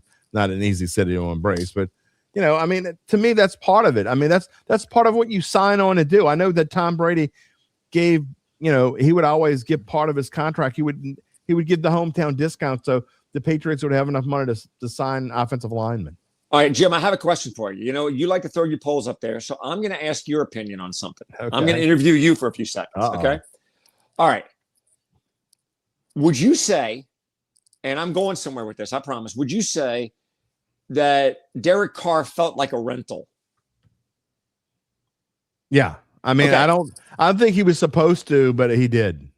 Right. Okay. I'm going to throw another former Saints quarterback out there who had an established career somewhere else that came here and himself felt like a rental. Jim Kelly. No, I'm sorry. I was like, Jim Kelly. When did he? Not Jim Kelly. Who am I thinking of? For God's sakes. Former Rams quarterback. My God. Oh, Jim Everett. Jim Everett. Thank you. I got my Jim. Jim Everett's pass intended for Lonzel Hill's intercepted. Right. Jim Everett. Did Jim Everett feel like a rental? Yeah. I mean, yeah. But it's easy to say they felt like a rental when they basically were rentals. Had Derek Carr been saying, and now I'd go back and talk about those 4 games, and he starts off 2-0, should have won the Philadelphia game, basically had the Atlanta game won, and the defense just gave it up. Yeah. And can you imagine they started 4-0? Carr might still be here. Right. All right. Now I have another comparison for you, but this isn't in reference to Derek Carr. By the way, Charles, he's not a Yankee. He's a Californian. I'm pretty sure. Which one? Derek Carr is from California, isn't he? I think yes, he went he to is. Fresno State. Yeah. Yeah. So, all right. In fact, both Carr brothers went to Fresno State. Yeah. So, all right. Talking about Tyler Shuck right now you got more weapons around him, right? Yeah. We have a first-year wide receiver in Jordan Tyson. And I started thinking back to the last time that I remember coming off of a fun season at the end. Now, granted, the season I'm going back to here, they went to the playoffs. This year they didn't, although it felt like a playoff run the way everyone was all hyped up the way Shuck was playing. In 2007, first round, the 28th draft pick for the Saints was Robert Meacham. Right? Yeah. Yep. Do you know how many games he played his first year with the Saints? Was his rookie year 2009? No, his rookie year was 2007. 2007, okay. He didn't really become anything until like 2009. He played 0 games his I was first going to year. say he didn't play much until 2009. I don't know what he played in 2008, but he had a minor injury in training camp. That he was inactive for a while. Then he injured his knee coming back, and he never played the entire season his first year. I don't think that's going to happen with Jordan Tyson. But yeah, no, it's not going to happen with Jordan Tyson. Earl has a great point. Jameis was a rental, but he jumped into the city, and now the city. Yes, and that's exactly. No, I agree with Earl. I felt like Jameis embraced the city a lot more than Jim Everett or Derek Carr ever did. Yeah, it's funny you mentioned Jordan Tyson. I got him up on the screen here. As OTAs begin today, they've already started at Saints training camp out the Oxnard practice facility on Airline Drive in Metairie. But what are you looking forward to most? I've written a little bit about OTAs on SI, and I just picking your brain as we get into the heart of the off season. Now you got about 4 weeks of practice before they, or a little less than 4 weeks, 3 weeks of practice before they take their final break, and then training camp begins. But what are you looking forward to most right now? Seriously, speed, speed, Jim, speed, lots of speed, Clubber. I mean. They drafted for speed. Now, don't get me wrong. Speed within their position groups, right? I mean, wide receivers obviously fast, but a lot of speed. I mean, Lance, Tyson, that wide receiver group's going to look a lot different now. Even just throwing, if you're not in pads, just throwing with helmets and jerseys on, it's just going to look a lot different. And I'm looking at the chemistry of different route concepts and the way the ball's coming out of Shuck's hands to those different receivers. I want to see ATN, right? I want to see him carrying the ball wearing a fleur-de-lis on his head instead of a Jaguar. I want to see who's there and who's not there, because it's we talk about all these off the field storylines, and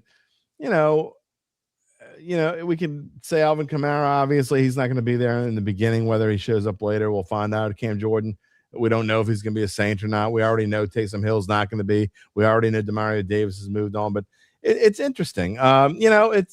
who's going to be there and who's not there is also part of it. How much is Jordan Tyson going to play in OTAs practice? I think that's interesting as well. I agree. And also, I'm going to flip the script on you defensively. I want to see the DBs, right? Alontae Taylor's gone. Right. And I want to see how they do it. I want to see Kool-Aid McKinstry and how he performs. I also want to see how the DBs, specifically the corners or the interior cornerback inside, the nickel, I want to see how they line up against all this speed at wide receiver now. How do they hang? Yeah, no, I agree with you. I think that's going to be a part of it. And look, I talked about some undrafted free agents and things that I wrote in the kid Harris from Ole Miss. Is it Zahavian? How do you pronounce his first name? I think that sounds correct. That kid is mammoth, and I am looking forward to seeing with a 6'8" dude who's like about 330. I mean, look, they say he weighs 310 pounds, but 310 pounds left the station a long time ago with that kid. He's about 340 and the beef in the middle. And I'm really looking forward to seeing what he can do. I'm looking forward to seeing what Herron, the offensive tackle from Maryland's going to be able to do. I talk about him. So I think it's going to be an interesting OTAs because I think there are going to be a couple of UDFAs that make this team. I agree. And remember, that was actually a Sean Payton specialty, right? Yeah. Grabbing undrafted free agents and them becoming something. Was it the 2018 Thanksgiving game against Atlanta that I think Drew Brees threw a touchdown pass to 4 different people that were they all undrafted free agents? I mean, Yeah. No, for sure. And that's going to be something we look forward to. And like you said, that was Sean Payton's. Look, but Kellen Moore, obviously, we talk about this with over the past few weeks. It couldn't be more clear that what he wants to do is get younger. And that's why I think there are a couple of UDFAs that have a chance to make this team. I agree. And speaking of age, all right, putting you on the spot again, Jim, is Cam Jordan coming back? I think they've offered him basically a contract that showing that they don't want him to come back. I mean, I hate to say that's what it sounds like, but without saying we're kicking you to the curb, we're basically going to make you play for the minimum. The problem is if you don't want him to come back, and I don't mean this in necessarily the bad way, it's at 37 years old. I mean, Cam Jordan's on the Mount Rushmore of Saints probably. But if you don't want him to come back, he's not getting offers from somewhere else. So if he wants to play football, his best opportunity is probably going to be to play here. I'd say it's 50-50. I think he's coming back. But I'm not like 75%. I'm middle, but lean. I think it's toward 50-50. I'm 50-50, but lean toward he's coming back. I think Alvin's coming back. I think he's not coming back. You don't? I think it's less than 50-50. And again, this all goes to multiple things. I had the long conversation Monday night with a couple of guys I play poker with, and he is yet. I mean, people say he said in that podcast he wants to come back. He did not say he wants to come back. He has never said he wants to come back. He has never said, I'm looking forward to playing football this year. None of that stuff. And it just, to me, until I hear him say he wants to play football, and I certainly have not heard Kellen Moore say that he wants him back. And that, to me, that's a huge part of it. So, I mean, until I hear one side tell the other, I want to come back, I'll believe it when I say it. So I'd say it's 40-60, that 40% that he's coming back, 60 that he's not coming back. And if for any other reason, Jim, I think it's just because maybe he just doesn't want to play football. All right. So let me segue what you just said about whether he is or isn't coming back into what do we want to see at OTAs. It's not necessarily supremely talented, but that's a pretty crowded running back room. Very, very. And I think there's going to be some interest. That's another reason why I think for Alvin Kamara, I think why maybe the Saints, you're still in a rebuilding year. You kind of want to find out who's going to be your RB2 for the future, not just for this year. And right. I think Kendra Miller, I think this is a year that he actually, and I know most people disagree with me and say they need to get rid of him and blah, blah, blah, and all this stuff. I think the Saints are going to give him every opportunity to take the RB2 slot, and I think he's going to take it. I think Kendra Miller is going to be the guy that steps up in this training camp, and I think he's going to be the RB2. Also, and don't forget about in a reserve role last year filling in, because when they were basically pulling anyone they could get, Estime was impressive toward the end last year. One game, but yes, he was impressive. Yeah, I mean, and he got a chance.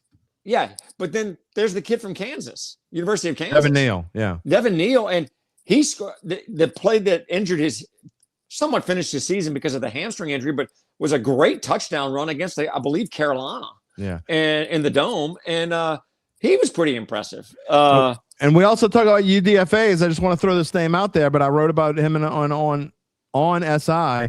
CJ Donaldson from Ohio State, 6'2", 230. Doesn't have a ton of speed. He's not the fastest running back, but he is a fantastic guy in short yardage.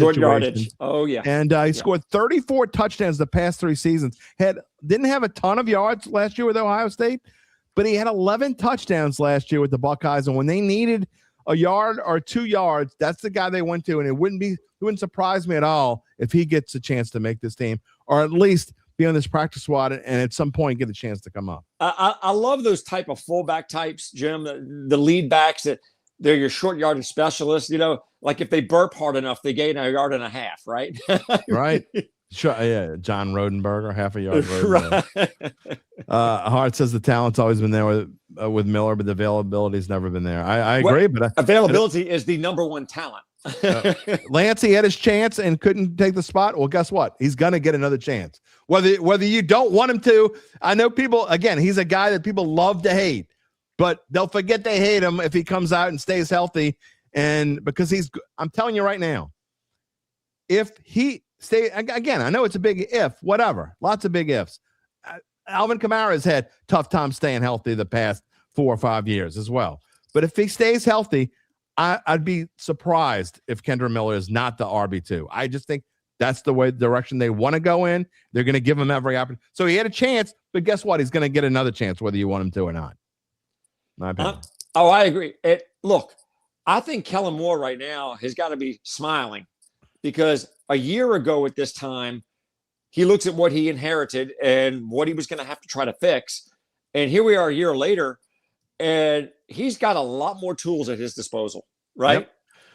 No doubt about it. Jim, I got to run because we are way long in the tooth in this show, but I'm looking forward. If you're good, you already told me you're good for some shows this summer. We're going to do some history moments. We're going to have I'm ready. We're going to have some shows where we're going to go back and look back at some of the history because I think you can't look at the future without looking back at the past. That's how I am. So, hey, look, the best we can do is learn from the past. And right. What I've learned is that I don't know enough.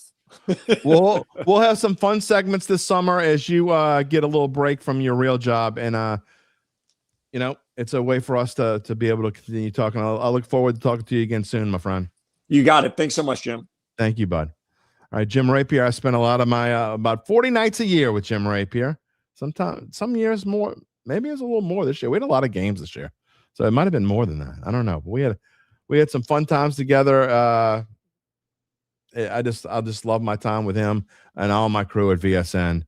It is just a blast. So I'm very thankful for them giving us the opportunity for us to spend time together. All right, we are going to move on, but before we move on, I got to tell you more about my friends at Evangeline Securities, how they can help you figure out what your family-run or privately held business might be worth, whether it's time to sell. How do they do it?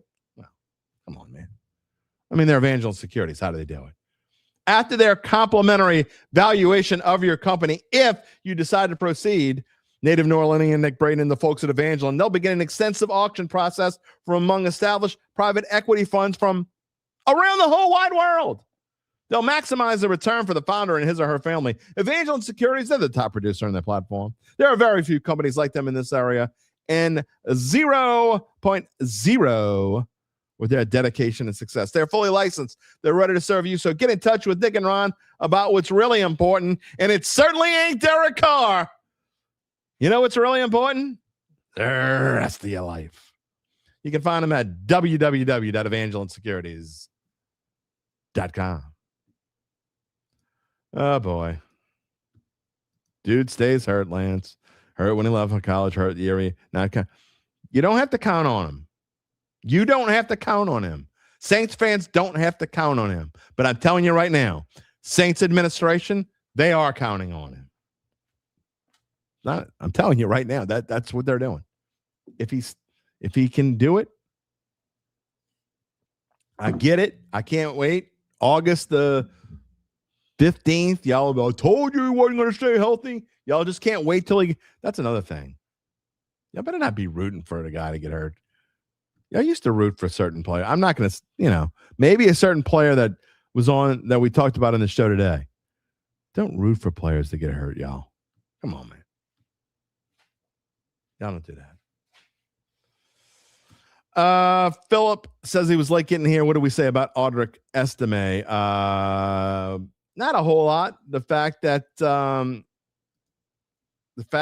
do we say about him? He's going to get a chance to make the team. I got to be honest. I think Estime's chances are pretty slim. He had one good game. It was against the Titans. Will he make this team? If I have to say right now, if Alvin Kamara comes back, I don't think Estime makes this team.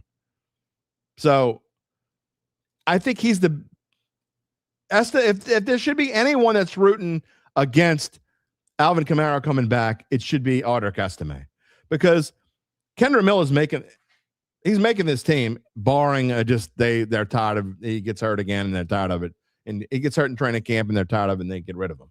I don't see that happen. I think even if he gets hurt, they're not going to get rid of him. And Devin Neal's certainly not getting cut. So those guys are making the team. So you're only going to have 4 running backs in the team, and then the kid from Ohio State is going to be in the practice squad. So I don't think Audric Estime is on this team if Alvin Kamara comes back. That's just a guess. Even if he does come back, he might have trouble making the team. We'll see. All right. You know what time it is. And you know what I think is funny? Before you say anything, Gabe, this is what I think is funny. Lance is saying, bring on the Gabe. However, what do you want to talk about, Gabe? Go ahead, tell him. Derek Carr. All right. What do you got to say about Derek Carr, Gabe Anderson? Well, first off, let me just say, because I know we want to show the results of the poll. The fact that the nothing option was a late this addition. This is a shocking poll. This is the most shocking poll I've ever done. Last-minute addition by me. And it ended up being the most popular answer. I don't think either of us expected that. Nothing got the same amount of votes as his refusal to embrace New Orleans and his attitude on Sundays. What pissed you off most about Derek Carr? The same amount of people voted for nothing pissed you off about Derek Carr as his refusal to embrace New Orleans and his attitude on Sundays. That's shocking to me. Shocking. So, in addition to my inclusion of nothing on there, I want to offer a viewpoint on Derek Carr that perhaps wasn't brought up earlier. Yeah.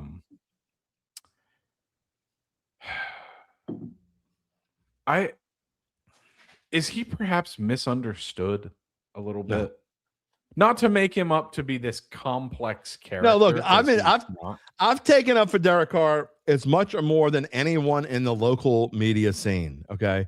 But I don't think he's misunderstood. In fact, the more I listened to him after he left, the more I side with the fans. I think he's just not a personable dude. And I think I don't think you have to be a personal dude to play every position here. You don't have to be a personable dude to play offensive guard in New Orleans. I have no idea if Cesar Ruiz is a personable guy or not. But to be a quarterback for the New Orleans Saints, you have to be personable. You think about all the guys that made it here, at least for any decent amount of time. They had a personality, and he doesn't have one. Do you have to be that personable, though? Here you do. Absolutely. 100% New Orleans, you absolutely have to be personable.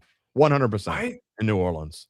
This isn't, I mean, you could pick any random, Patrick Mahomes has a personality, but I think you could be successful in Kansas City. You can obviously be successful for the Raiders. You can go to some other rando city and pick, I don't know, maybe Green Bay. You could be successful. I mean, Aaron Rodgers is a dumbass, but at least he has a personality. You cannot play here in New Orleans and not have a personality. Not at a spot like that. You just can't. I think there's one condition in which you can, and that's if you win. You're not going to win because you're not going to get a chance to do it here.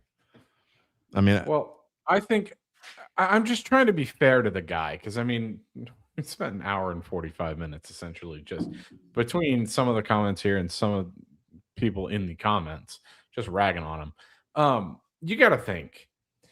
I think it's very clear, and I think we can agree on this. He loves the Raiders organization. No question. And why wouldn't you? That's the place where you started your career, where you spent a whole lot of time in your career.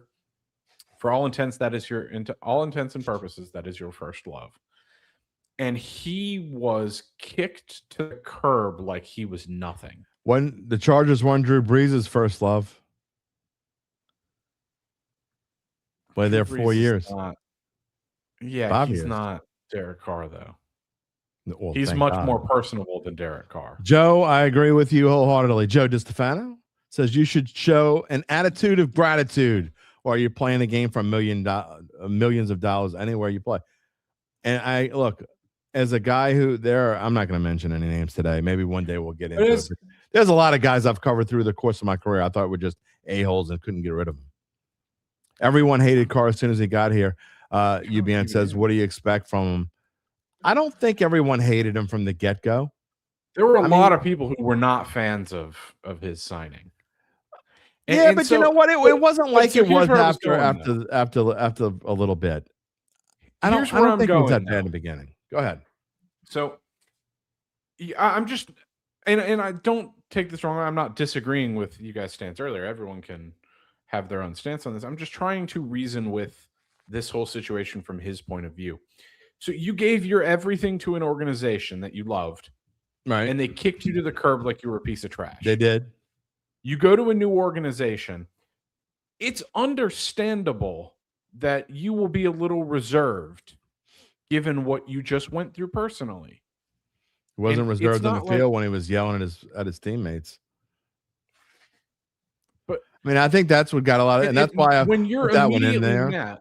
When you're immediately met with some pushback from the fans, and people can say what they will about social media. Athletes are on social media. They see the comments. Derek Carr especially. This is going to sound bad. I don't mean it this way. He seems like a fragile dude. So when you're met with all of this pushback upon signing, you've just been kicked to the curb, and you're at a stage in your career where you don't know how much longer you have left. It's understandable that someone doesn't want to completely open up to a new place, especially when met with a little resistance early. And not only that, I briefly alluded to earlier the fact that winning kind of cures all. He was never going to win. We looked at the stats earlier. Adam put him in. He was good with the Saints for all intents and purposes. That's why taking up for my Lance, I'm sorry, but I disagree with this comment.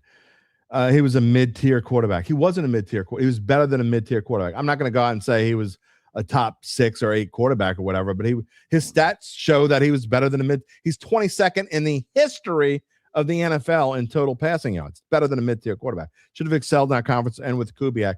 Kubiak overrated. Sorry. He was a jackass and a quitter.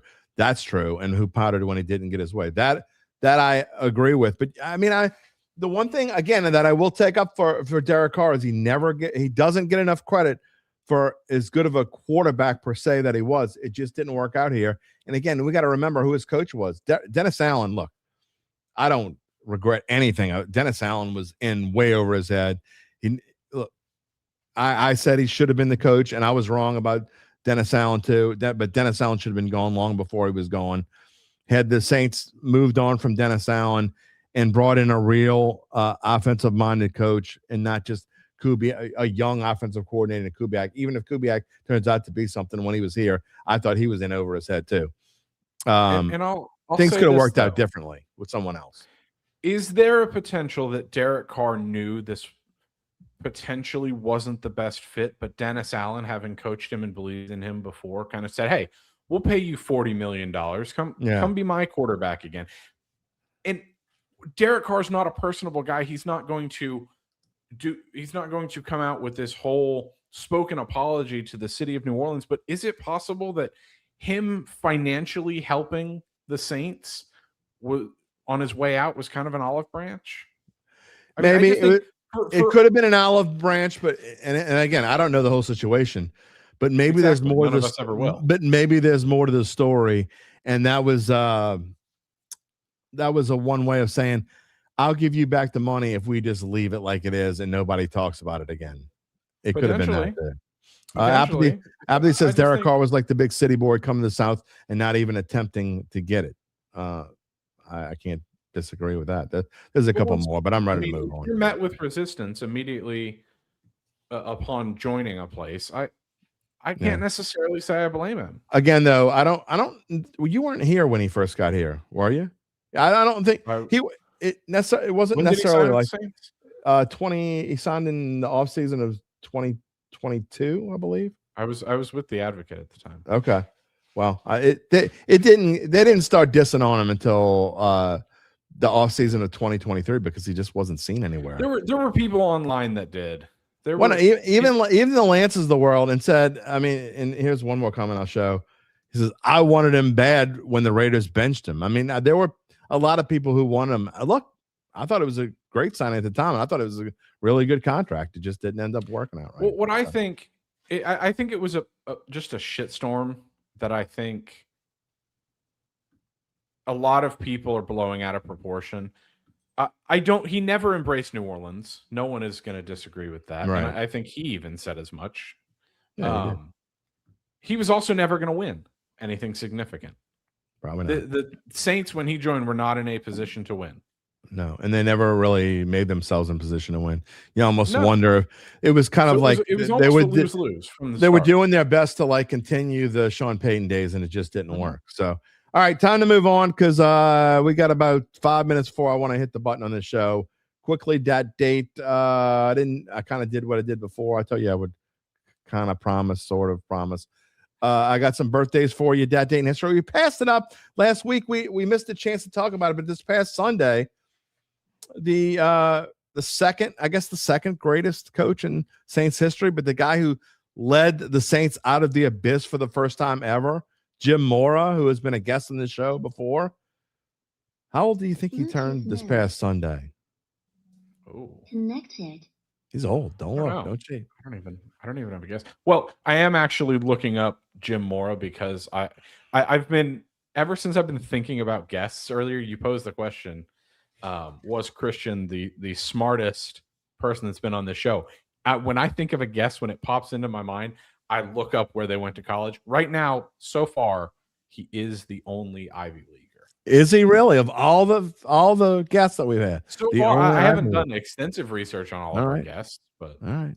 We'll have to answer your question. I have no idea how old Jim Mora is. All right. Well, Hart knows how old he is. Hart knows he's 91 years old. So yes, Coach Mora turned 91 on Sunday. Amazing with that. They showed a clip, and now somebody put it on Twitter of him doing a workout. It's actually from 2 years ago. Or maybe, I'm sorry, it was from last year when he turned 90. Doesn't take anything away from the fact of what he, at 90 years old, able to work out the way he's working. He did more than I could do. At age 90, it's amazing. Another former Saint, his birthday is today. Just think of, he's a former Saints quarterback who never really endeared himself to the New Orleans fan base. That's because he wasn't any good. I'll give you a hint. Gabe Henderson, he's a former Heisman Trophy winner. And he played in the SEC. Whose birthday is today? Former Saint. See if anybody in the Dat family gets it. It's a tough. Former Heisman Trophy winner.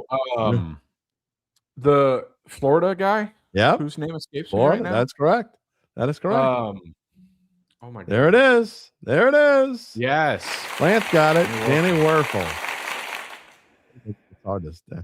Neither did Hart didn't spell it either. It's two F's.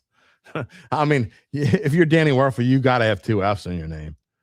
One for the filth fun filth word and one for the grade you're going to get. Joe, you were way off in the spelling. Anyway. All right. Other come to this show to spell date, including a athlete that is no longer with us, Sam Snead. Would have been 114 years old today. The great golfer Sam Snead died at age 90 in 2002. How about Frank the Big Hurt Thomas, 58 years old today? Another person is 58 years old that one of the greatest Astros in history, 58 years old. Jeff Bagwell turns 58 years old today. I'm not a great front office executive. Well, you don't remember him playing. It was a great player. No, he was a fantastic player. Antonio Freeman, one of Brett Favre's favorite receivers to throw to, is 54. And then one of the quarterbacks that we love to talk about during the NFL football season, Daniel Jones, is 29. He's Gabe's favorite. Daniel Jones is 29 years old. Daniel Jones, Danny Dimes. Charles says we had a great young guest today. The kid will go a long way. Absolutely. Jim Rapier will be on again. Words, I think this was the third time that Jim's been on. He will be, I'm sure he'll be on at least 3 times in the summer. We're going to do some history segments. All right. Speaking of history, you got anything for me, or I don't know. Did you look anything up? There's really only one notable thing that's happened today, unless you want to do some soccer trivia, which I don't think you do. I'm getting nervous. In 1968, on this date, one of the winningest NFL coaches of all time retired. Who was it? In 1968? 1968. Would that be more than a coach? Vince Lombardi? It's not Vince Lombardi. Okay, hold on. In the right ballpark. He went on to be more than a coach. More than a coach. He retired? George Halas? Coaching. It is George Halas. Okay. 1968. He called it quits on his coaching career, finishing with 318 regular season wins and 6 NFL titles. Yeah, I got copyrighted the other day when I used the gospel music, and it's in here on StreamYard. I think it was like just somebody trying to scam. So they ended up letting it go. I might get copyrighted for that too. Who cares? All right, that's it. That's all you got for me. I mean, lame-o. Like I said, there's a lot of soccer in here. I don't care about soccer. There's some IndyCar racing. Nah. All right. Yeah, I mean, really, there's really not a ton. The Golden State Warriors won the West in 2015. All right, we'll see what we can find. We'll see what we can find for Friday, and maybe have a little bit better one. Zach Ewing will be on the show, and we will see you then, Gabe Henderson. Sounds good. All right. If I can get the right slide up, I can also click on your button. There you go. See you Friday. All right. All right, everybody. Fun show today. Look, I like doing things that are different, and today was different. So, I mean, I wasn't trying to piss anybody off. When I made that as my title slide, I was like, I don't even know if anyone's going to watch this show today. When I put Derek Carr in there, but I know I wanted some realistic conversation, and honestly, the conversation was much better about it today than I expected. I was shocked, and I'm going to show this one the last time up here. I was shocked at this poll. I was shocked that 44% said nothing pissed you off about Derek Carr. That's shocking to me. I thought the only vote there would be UBN just being UBN. No. So, and just his face only got 11% of the vote. You never know what you're going to get in this show. Brother, see, there's somebody that can be truthful. Carr was better than Jameis. He clearly was better than Jameis. I mean, no offense. Lance says his hate won't allow him to agree. I mean, if you don't agree with that, look, Jameis is fun. I wish Jameis well. I've got a bet with a friend of mine that Jameis is still on an NFL roster at the end of, I think, the 2028 season. I got to go look at it. Is it the end of this season? No, the end of the 2027 season. So Philip says he thinks he earned a little grace when he retired. Yeah, maybe a little bit. Maybe that's part of it, that he gave the money back, that people had a better feeling that it wasn't as bad of a feeling when he left because he gave some of the money back. Gabe says he thinks I'm going to lose that bet, that he'll still be on a roster by the end of next season. I might. Jameis is better than some people. I know people forget this. You know what people forget? And I'm not going to get into the long diatribe, but you talk about guys like Derek Carr. When he first got here, most of the people were happy they signed Derek Carr. Okay. Not everybody, but most people were happy that they signed Derek. There were a few people, and the only people that didn't want Derek, the only people that weren't happy about Derek Carr in the very beginning, were that they thought the contract was a little bit much. Because if you notice, like whenever a quarterback is signed, whatever contract it is, it's either going to rank at the top or it's going to be in the top 3 or 4, if it's any kind of big name. So there were other people that wanted Derek Carr. There were rumors that he was going to go to the Jets and whatever, blah, blah, blah. Saints, I don't know, it was like $45 million a year, which was at the time, I think, one of the top 5 contracts in the NFL.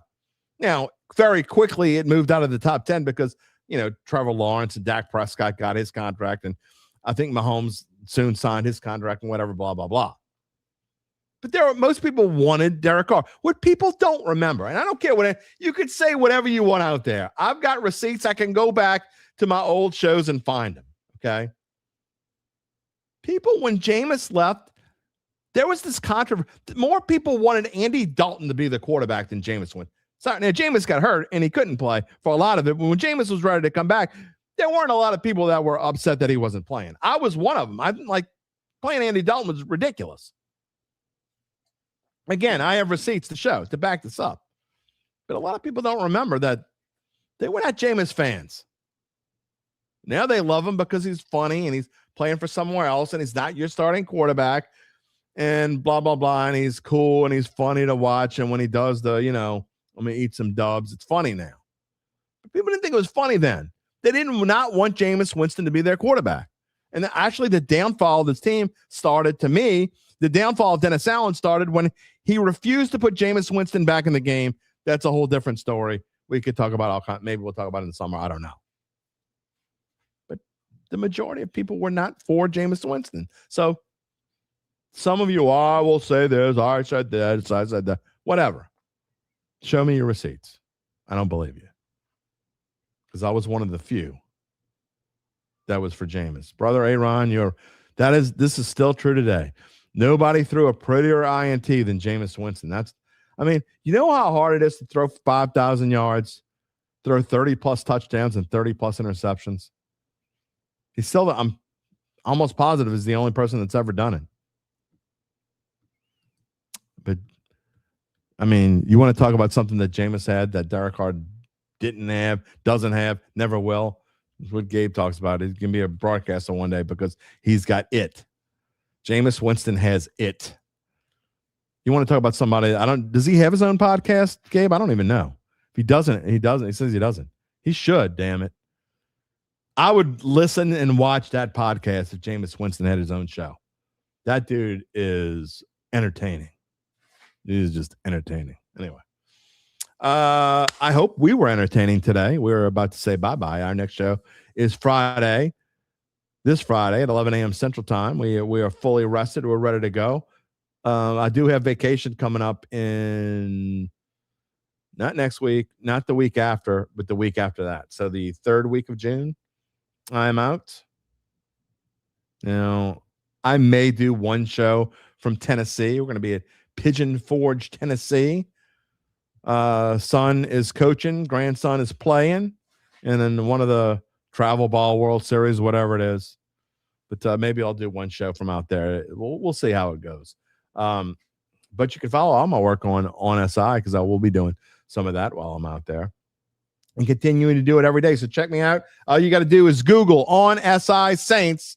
It will come up. You can check out all the work that I've done. We hope you can come back here and check out the show.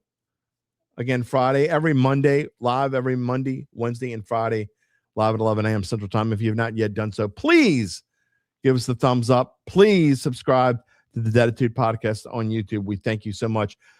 We will be back on Friday when Zach Ewing will be here with us. I have not confirmed it with him, but I'm pretty sure. This evening at 4:30, I'm going to be on Mike Detillier's show on WWL. If you want to check that out, Mike Detillier's, what is it? It's not The Point After. Dang it, I can't remember the name of Mike Detillier's show. But if you go on WWL radio this afternoon at 4:35, you will hear me on that. I'm looking forward to it. A reminder to subscribe to the Dattitude YouTube page. But not only that, you can also find us wherever you get your audio-only podcasts, including Apple, Spotify, and many more. We hope you have a fantastic couple of days. We're already looking forward to Friday. We will see you all then. Hope you had fun today. We will see you Friday. Until then, take care, everybody.